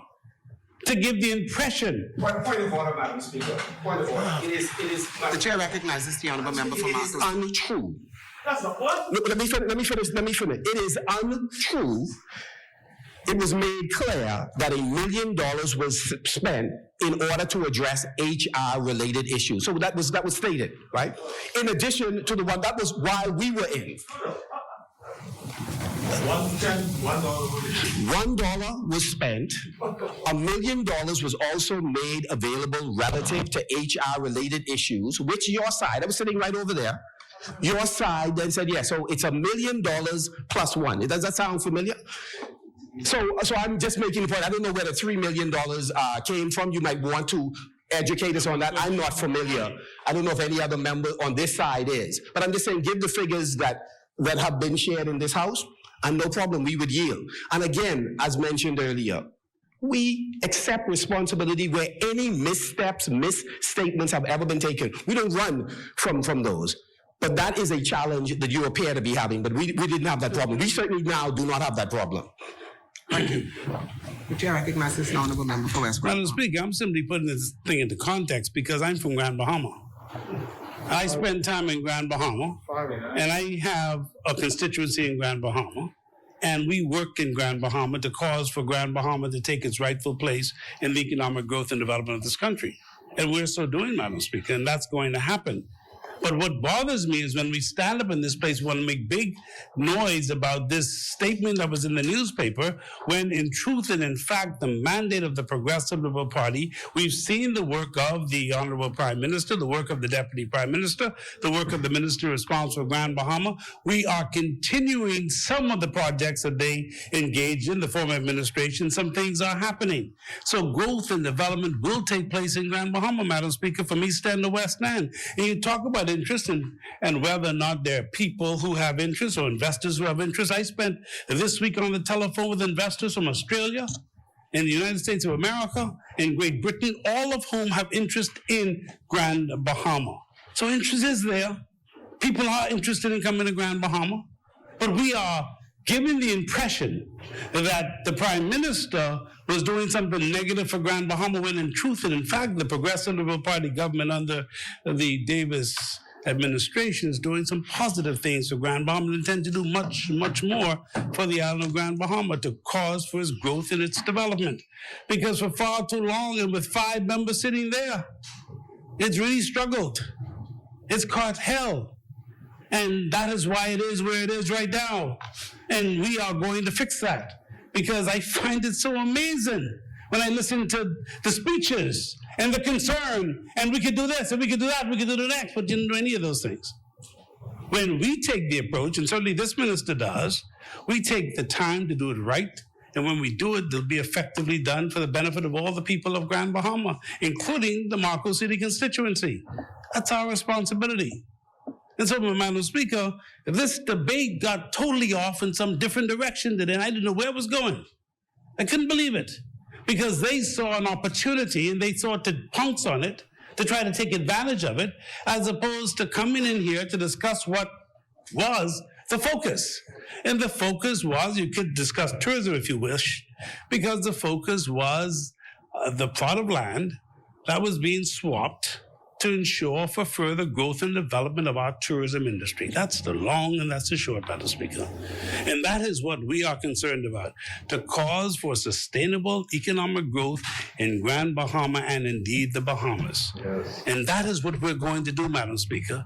So to come and to cast any negativity, to seek to try to destroy any image of anyone trying to do their work, well, that's not acceptable, Madam Speaker.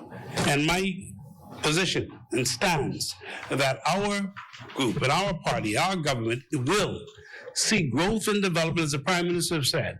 We are going to stay focused And as we stay focused, we're not going to be distracted by those who wish to distract us in the carrying out of our responsibilities. Thank you, Madam Speaker. Thank you, Honourable Member. The Chair recognizes the Honourable Member for Marco City. Thank you very much, Madam Speaker. Madam Speaker, I ask that the member for West End and Bimini withdraw the reference made to me. I want to hear what the ruling is on that matter, whether or not you are asking the member to withdraw what was unparliamentary in terms of what he said. What is it that you want him to withdraw? I'm not going to repeat the nonsense you said. You know exactly what you said. You're competent enough to do so. Is the member asking me to withdraw the reference of being a super spreader? Is that what you're asking? You may find it funny. If the member wishes me to withdraw that reference, Madam Speaker, I so withdraw. Thank you, Honourable Member. The Chair recognizes the Honourable Member for Marco City. Madam Speaker, with respect to the Prime Minister's statement in Grand Bahama,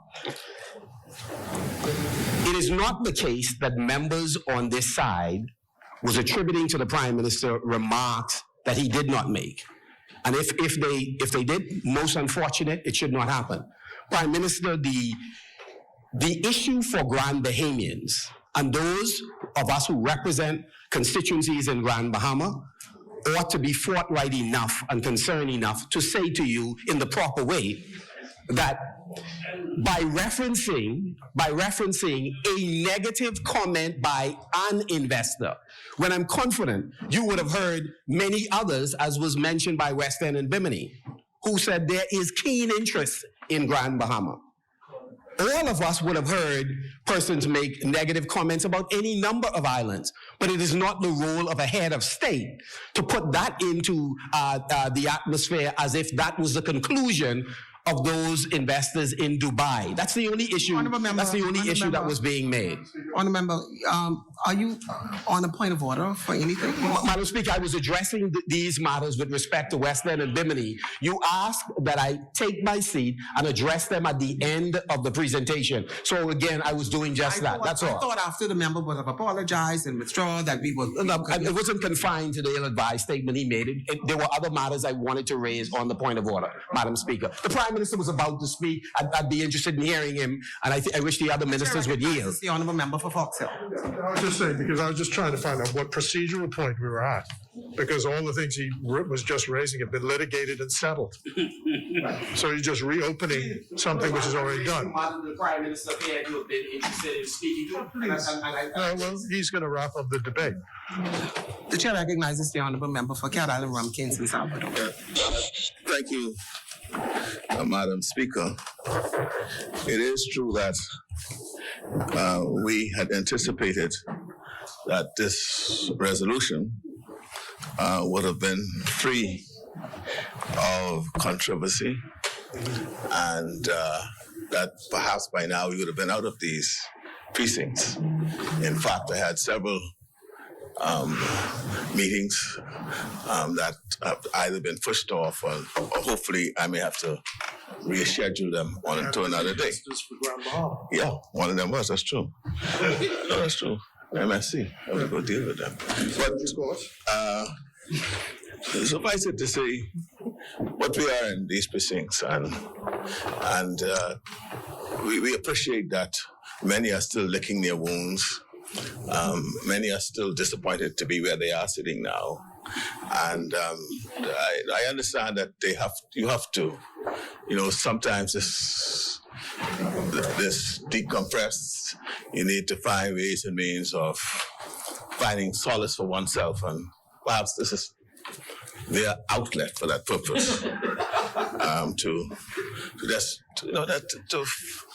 To create stories, and to make a mountain out of an anthill,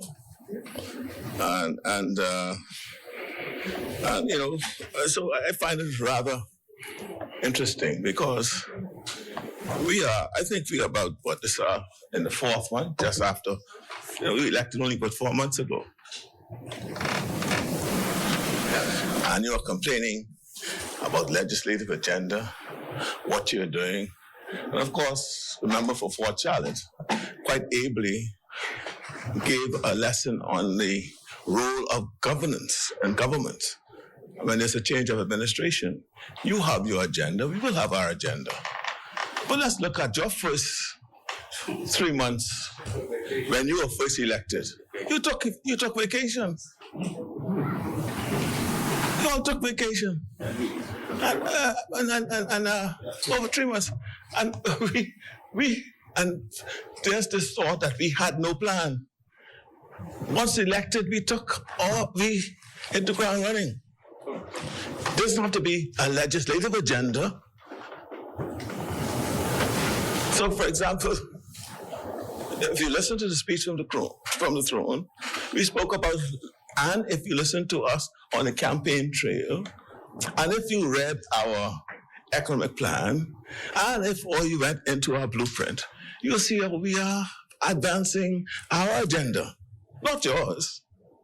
We are advancing our agenda. So, for example, today, VAT is 10%.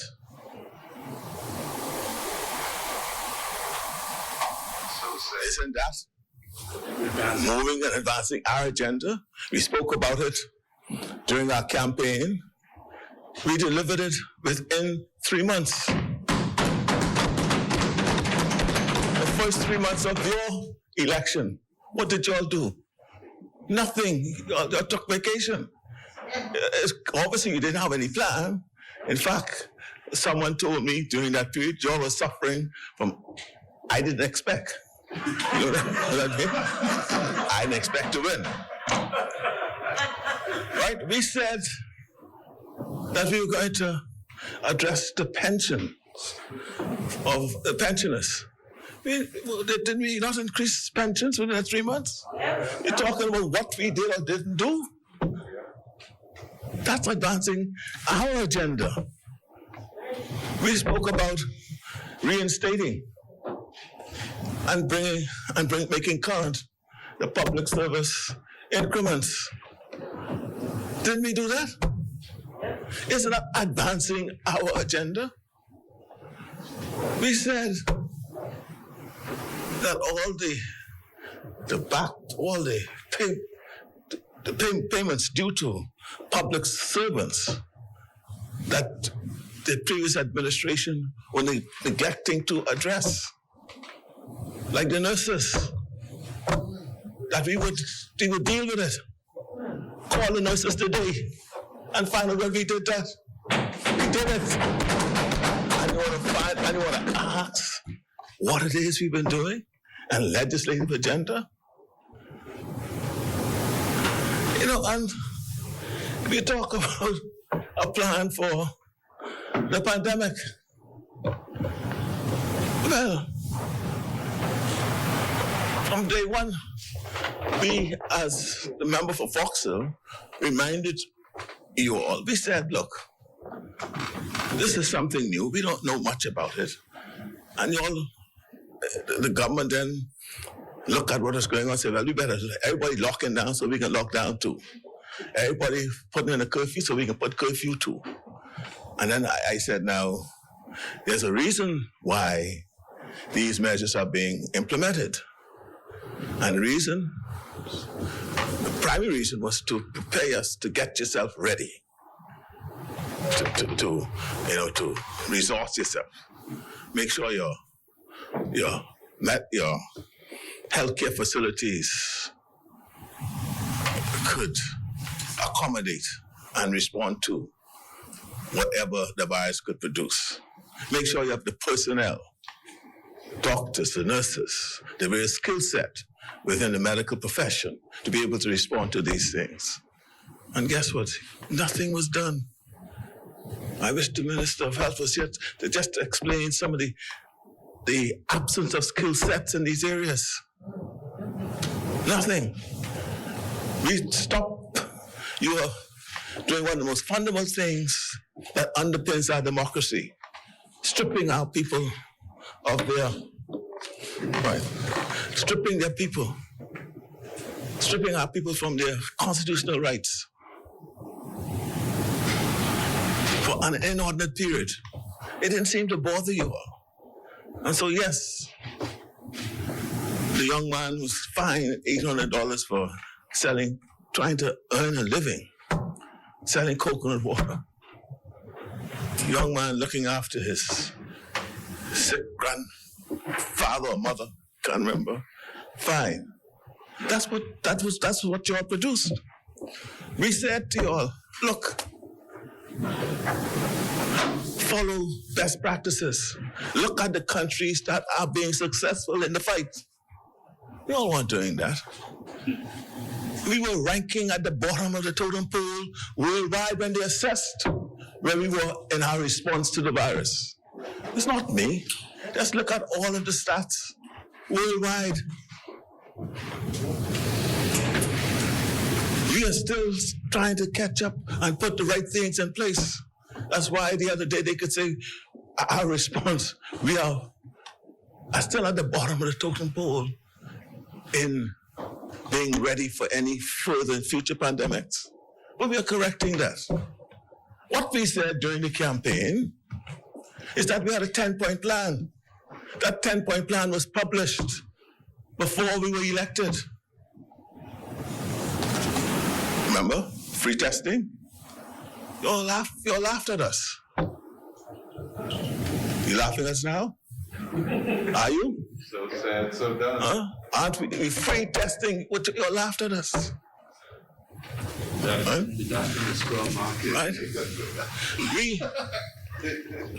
We said, look, I want to talk about the mask because I recall I was the first one to sit over there with a mask on and saying that this is a necessary tool in the fight.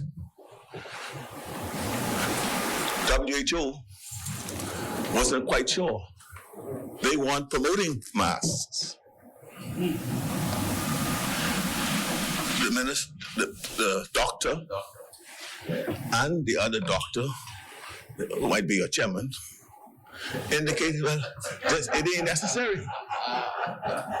It might not be necessary. Right? It might not be necessary. I said, look, scientists and everything I've been looking at tells us that we should be wearing the mask. In fact, New Zealand at that time had implemented mandatory mask. And we know how well they were doing. But no one was looking at New Zealand. That's why I was trying to tell the government, let's follow the countries that were doing well. But we weren't looking. All we're doing is watching CNN and MSNBC and seeing what's happening to our neighbor in the north. And even there, you had different results, depending on which state you were, whether it was a red state or blue state. So we told you about the mask. We said we can give a free mask.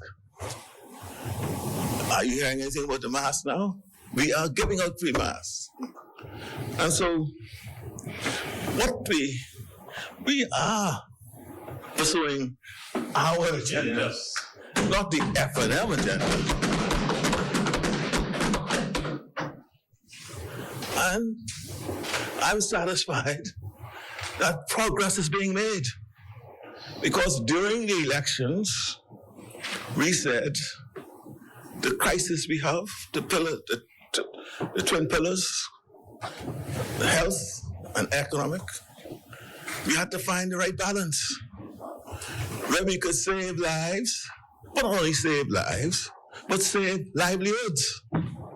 Because what good is it to save lives when livelihoods are also on the chopping block? You have to do the right balance. Because you can save my life, but I could end up being hungry. I can't eat because there's nothing there for me. And so I just thought I would touch on those matters. Not insofar as whether I'm on the same page with the technocrats in the Ministry of Finance. We are on the same page. All right, but this is not the time for you to find that out. We will have that opportunity I'm happy that you drew attention to the fact that people are concerned about ABC. Well, we will be debating those things, and you'll have the opportunity to bring the concerns that you say the people have, and we'll be able to answer them. Of course, people don't just speak to you all; they speak to us too. And so, your source obviously is different from my source, because I'm not hearing anything about my differing from any other person. And the position is, and I've repeated it, right? There's no plans for this administration to be introducing any new taxes that's going to be burdening the Bahamian people.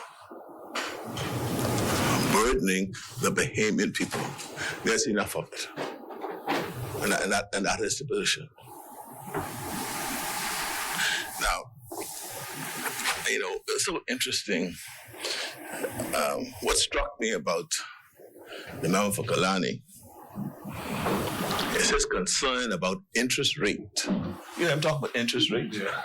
About this loan that they have for that the interest rate is 1.8%. That was arranged by the World Bank. You know, I just wonder where these fellas come from. Where they live. Do you remember Marco City? The 8.95% interest on a $600 million loan? A government loan? You remember that? Who borrowed that? Us? Huh? I mean, 2.5, he's bragging about that. And whether we can let that go. Well, the truth of the matter is, you all have drawn it down and put the money in the central bank. The question is whether or not what you draw the monies down for is fit for purpose. And yes, you all have defined a purpose. And yes, you all have signed something with the Beck Group. But the Beck Group wasn't quite understanding the remit under which it was signed.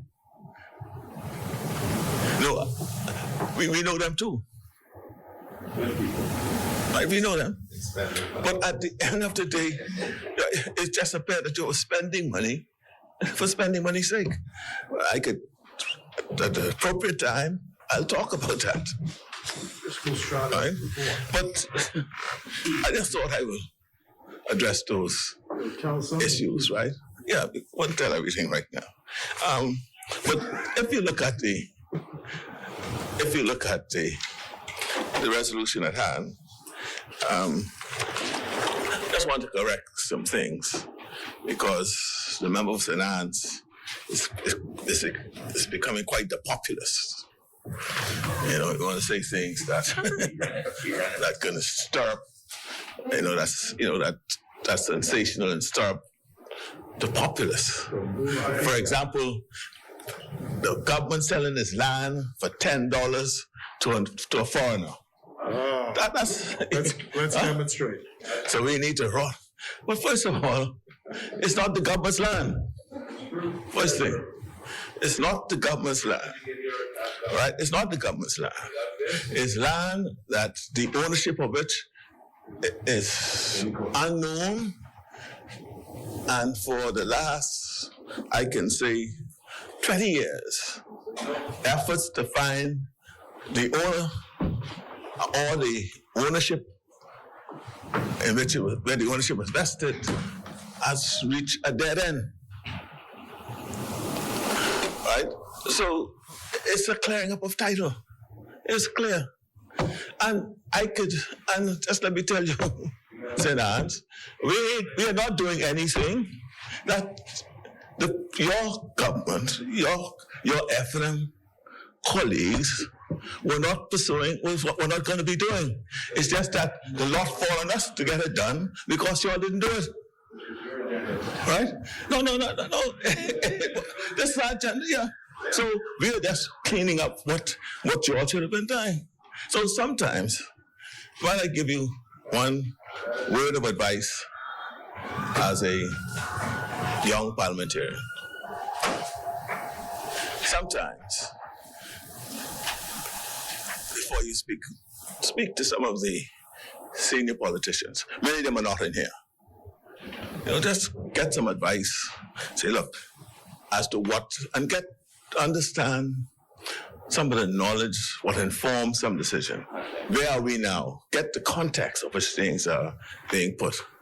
And yes, you could put your own spin to that context, but get the facts straight first and then speak to it. That's the only advice I'll give you. I give it to all young parliamentarians because very often they are off stream. Because right now, look, all of the members on your side support the resolution because they understand that a $10, that's nominal.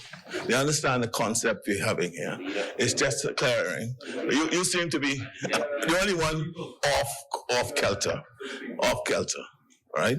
Off kilter, and so sometimes speak. Everybody out of step except by John. Yeah, and so that's what I ask you. And Madam Speaker, with that, and so as not to prolong this any longer than I anticipate, I will just invite the question to be put on the resolution. Thank you. Thank you. Let's stay in the booth. Monica, you got a little time. Call a division of the house.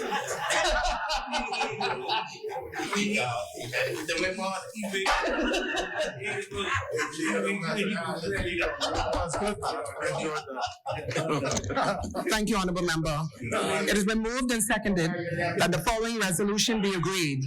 All those in favor shall remain seated. Those opposed will stand. The motion is carried. The resolution is agreed. Further resolutions? No further resolutions. Member statements? No member statements. Appointment of select committee. Instructions to select committee. Discharge of select committee. Notices for future meetings. Speaker, wish to renew all those in the name of the government. Thank you, Honorable Member. Speaker, we renew all notices in the name of the opposition. Thank you, Honorable Member. Adjournment? Madam Speaker, I wish to move for the adjournment of the Honorable House to February 16th, 2022 at 10 a.m. Second. Thank you, Honorable Members. It has been moved and seconded that the business of this House be adjourned to Wednesday, 16th of February, 2022 at 10 a.m. Final adjournment? Madam Speaker, I now move for the adjournment of the House to February 16th, 2022 at 10 a.m. Thank you, Honorable Member. The business of this House is adjourned to Wednesday, 16th of February, 2022 at 10 a.m. All right.